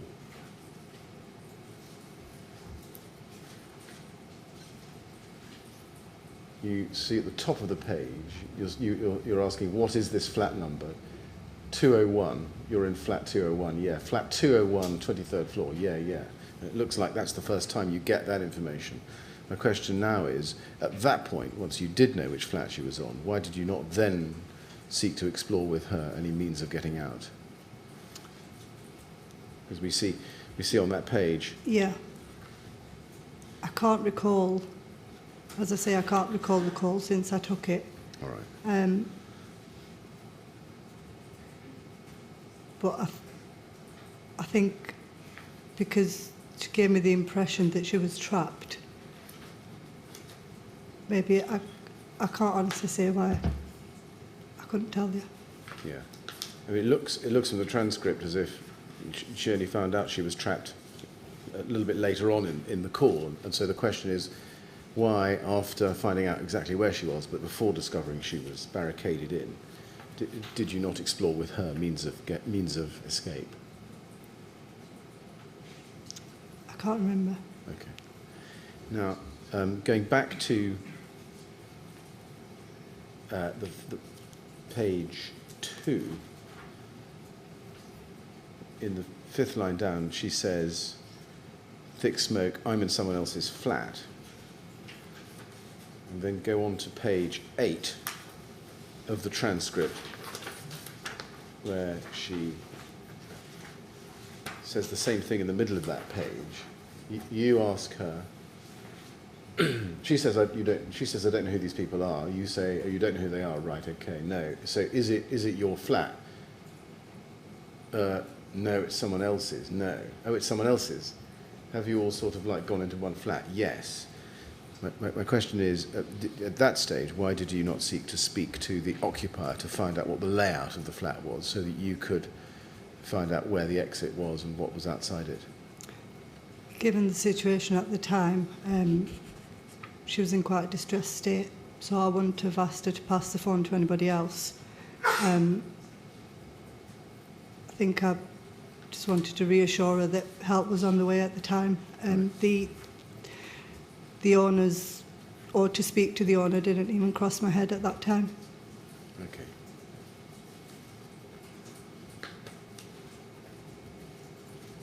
Do you remember being told by the caller that she'd lost her friend? They'd come from another flat and she'd lost her friend? I can't recall. As I say, I've not listened to the call or seen this transcript since taking it. If you look at page 29 of the transcript,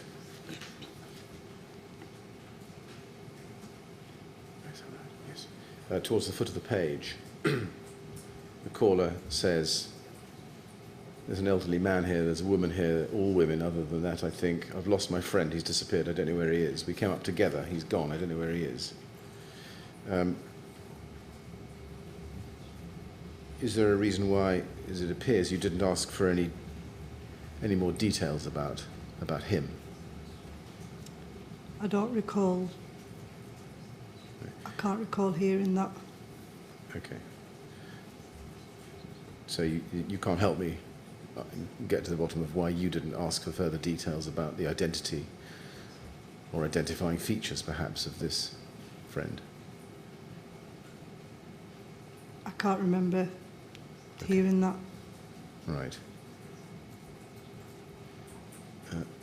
Just more generally, was there on the night the possibility for your control room to obtain some sort of visual coverage or impression of what was happening at Grenfell Tower? Yeah, we have the news streaming on one of the screens in the control room. My back was to it at the time. Throughout my call, the first call to Debbie, we had no visual. It was maybe, shortly after I'd spoken to Debbie and the call had ended, we had visuals, only because I heard my colleagues say, oh my God. And when I turned round, that's the first visual I had of it, which was maybe 10 minutes after speaking to Debbie. What was the visual on? The high-rise building. No, what was in the control? What was it? Was it the television in the control room? Yeah. So did someone put the control room television on? The news is on streaming on one of the screens. Let me just get this clear. Okay, at page 6 of your statement, in the third paragraph, you say, if we could just have that up on the screen, you say, throughout the night, this is the third paragraph down, throughout the night there was a TV on in the room, the Sky News playing. Yeah. This is not unusual and is standard practice in the control room. So the TV was on, but at what point do you remember seeing images of Grenfell Tower on the television? It was after my call ended with Debbie and before I took the call from the Mail on the 16th floor. Right. I can't tell you what time it was. No. Were you able, in your control room, to connect? Well, let me ask it this way: was there a heli-tele downlink facility in the Northwest control room? Do you know what I mean by a heli-tele downlink? No. A means by which helicopter footage can be downloaded straight into the control room, so that the control room operators can see what's happening from the helicopter's point of view. No.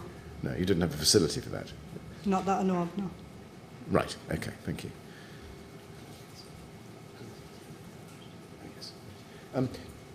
Even more generally, how many staff, control room staff, are there on duty on any given night shift? 5 CROs, control room operators, and 2 team leaders. Right, okay. And how many were on duty that night? 5 control room operators and 2 team leaders. 5 and 2. Okay, thank you. Thank you very much. Ms. Jabin, thank you very much. I have no further questions for you. I'm very grateful to you for coming here and assisting us with our investigations. It's been very helpful, and I'm very grateful to you. So thank you very much. Yes, I should thank you as well. It's really been very helpful to hear your account of your experience that evening. I hope it's not been too distressing. And we're very grateful to you for coming to us. Thank you very much. Right, you're now free to go. We'd like to go to the usher.